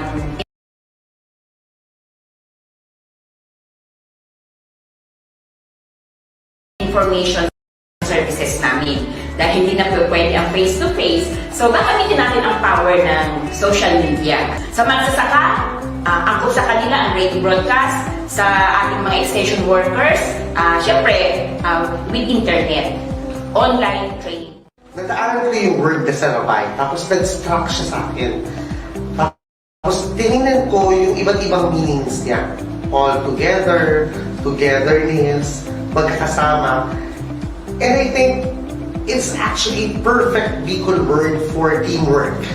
Okay? So sabi natin, ATI Bicol Sarabay Channel. Ibig sabihin, Sarabay Channel, hindi lang si ATI yung sabay-sabay na nagpo-provide ng capacity building. Kasi whole day eh. So ibig sabihin, every hour lahat tayo nagpo-provide ng capacity building dun sa stakeholders natin. Either farmer yan, agricultural extension worker yan, private sector yan, at kahit sino doon sa pillars of extension, the national government agencies, the state colleges and universities, the local government units, and even the private sector, sarabay sila sa atin sa pag-learn.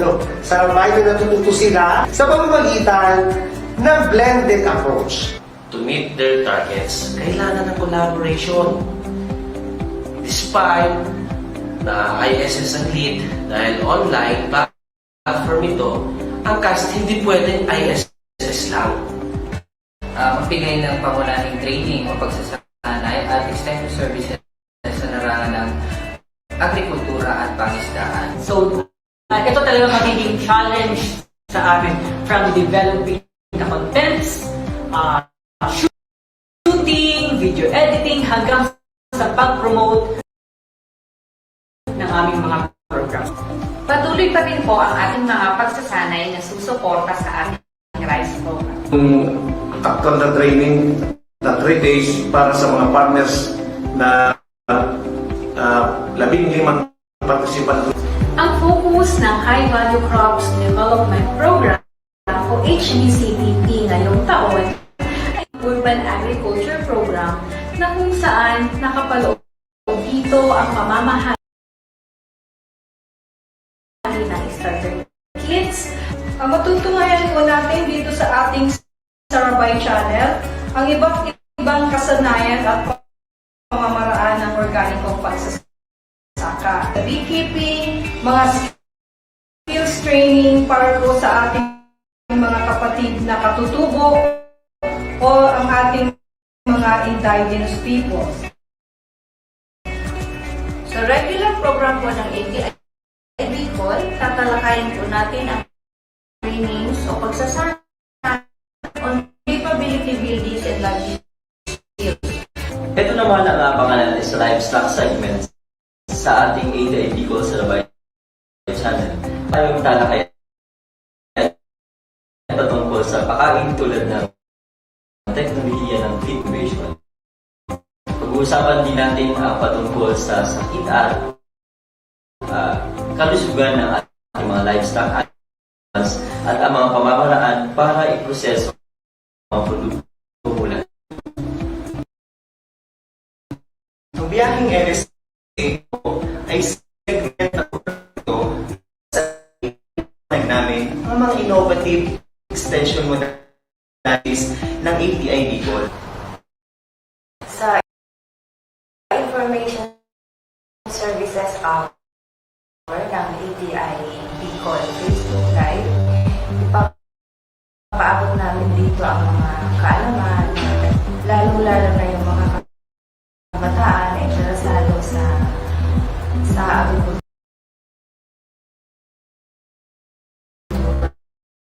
Ang e-learning ay bahagi po ito sa sinasabing e-extension program. Ito ay hindi po kailangan ng tuition. Pag tuition dito, wala po kayong classroom na kailangan. You can do it in your office, sa inyong bahay.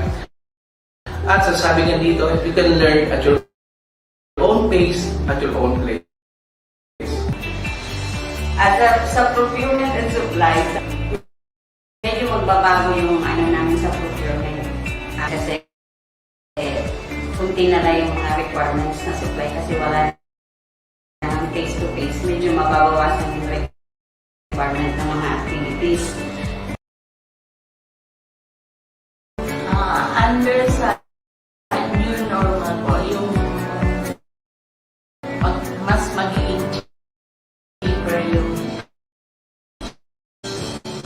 expenses tapos magiging mas mag-cater sa maraming audience. Yung health protocol dapat rin ang mas is a must. Dahil sa puso na natin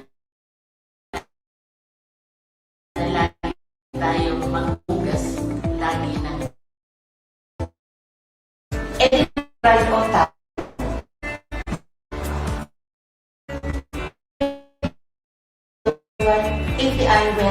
ATI went global. Beyond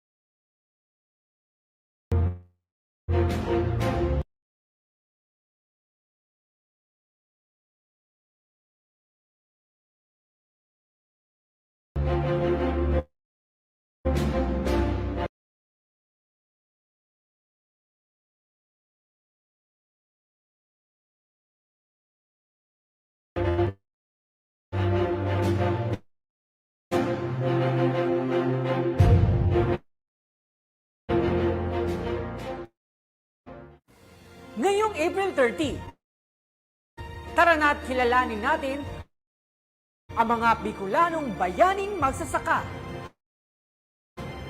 Ating pakinggan ang kanilang mga pinagdaanan ngayong panahon ng pandemya.